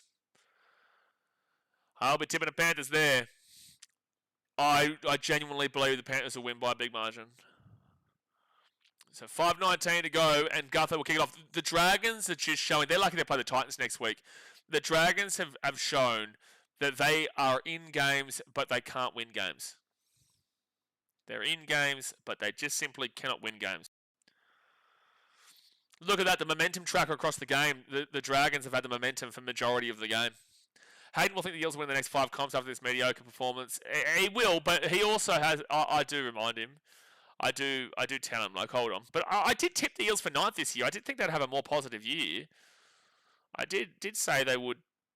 I did say they would have a more positive year this year. And I do think they'll probably still finish up at around that area. 4th tackle, Dylan Walker, and Walker will get this ball to the 50. I know a lot of people will criticise the refereeing calls in the first half with the couple of tries that the Eels received, which has ultimately been the difference here too. But I just feel like the Dragons have earned this loss again, unfortunately. They really have. Gutho brings the ball out to the 20. You need to score this set here. Dragons going to go 80 metres. You've got to score this set. Setu 2 brings it out to the 30. And Jacob Little, he'll get to Val Holmes. And don't knock that ball on again, Val. 3rd tackle at the 44. Go Jacob Little to Gutho, off to Luchan Leilua, and Leilua will be at the 46 or 47 or so on the Eel side of the field. 4th tackle. Okay, to Kyle Flanagan. Flanagan then off to Stewart, then to Atkinson. Atkinson over the top, and that's going to hit the grass, but Setu 2 picks it up, cuts back inside, and it'll be 5th tackle at the 40 here.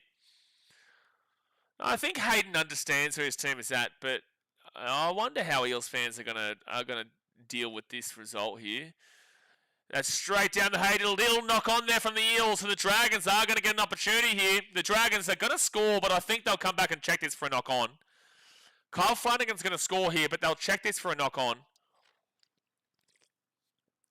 Clock stops though. Either way, the Dragons are going to get the ball at the 20. It's definitely a knock on Parramatta first, but then does it come off the arms here of Kyle Flanagan, or does it come off like his chest or something? I don't know. Yeah, Flanagan's the only one who actually puts pressure on here.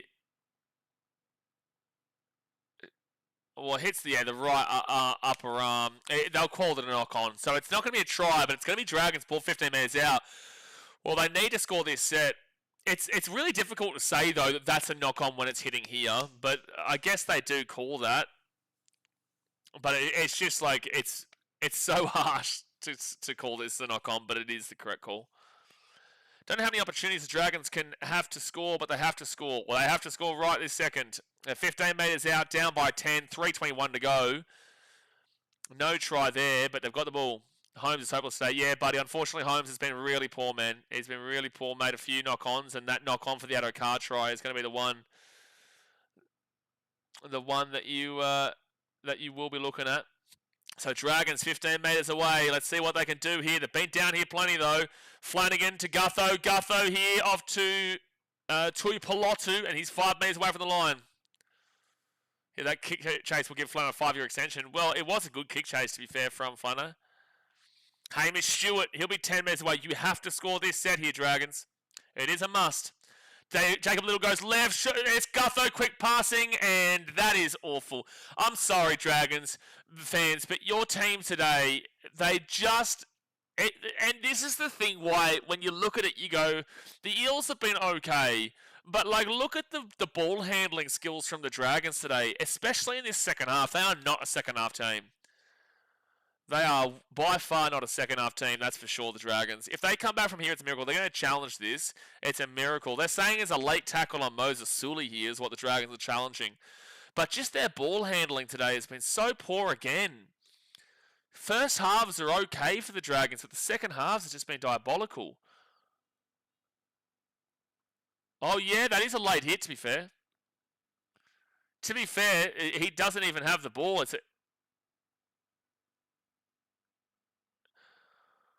Well, they do normally call that as a penalty, but they've actually said that this is going to be fine. That's normally called the penalty. The Eels have been kissed on the dick with a couple of decisions today. With that being said, though, the Eels have been the better team, and the Dragons don't deserve to win this game. Too many errors from them, man. Way too many. But they do normally call that as a penalty. Anyway, don't forget, in 10 minutes' time, we'll be live for the Cowboys versus the Titans. Obviously, a bit of a different stream. You'll see me passionate, lively as ever, as my Titans will be playing.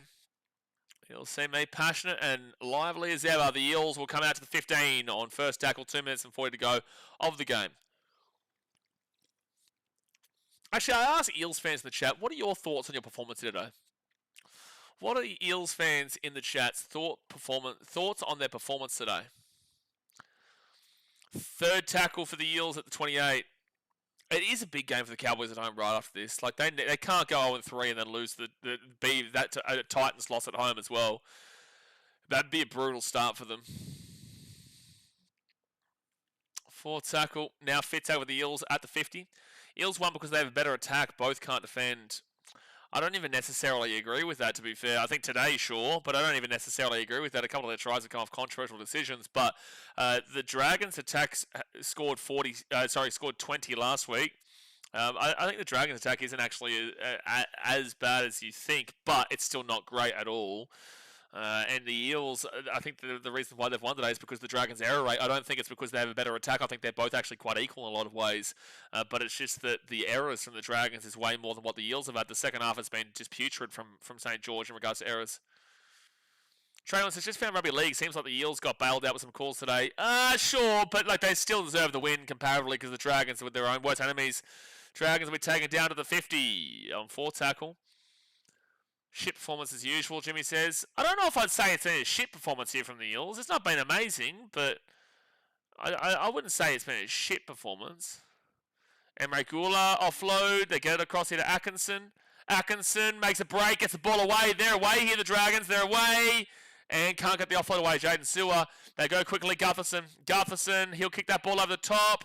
And that was just not it from Gutho. Minute to go here, the game. Eels get the ball at 5. Cortez says, why Cowboys favourites to win? Oh, because both teams are 0-2 right now. Or he says Cowboys or Titans. Well, I'm a Titans fan, man, so of course I'm going to say Titans. But I do think it's a 50-50 game, and I will back in my boys. So third tackle now for the Eels at the 10. Third tackle. Dragons link play the problem. They need a proper halfback. Signing Kolomatangi won't fix the problem. I agree. Well, Atkinson for mine is a good halfback, but he's not the answer, clearly. And Carl Flanagan's very much not the answer, but he at least puts in work rate, but he's obviously not the answer. The Dragons are in just a weird spot as a club, man. They really are. Devon says, as an Eels fan, it's frustrating at times, but I do feel sorry for the Dragons fans. I can understand Eels' performance was mediocre and shit, to be honest. I don't think that the Eels' performance was shit, but I do think that it was okay, and the Dragons have just been there. Oh, another knock on. You know, that's the Dragons in a nutshell, lads. That's the Dragons in a nutshell. Well, there you go. That's the end of the game. It ends on a Dragons knock on. That is the St George Illawarra Dragons in an absolute nutshell. That is the absolute nutshell, pinpoint example way of explaining that game there from the Dragons' perspective.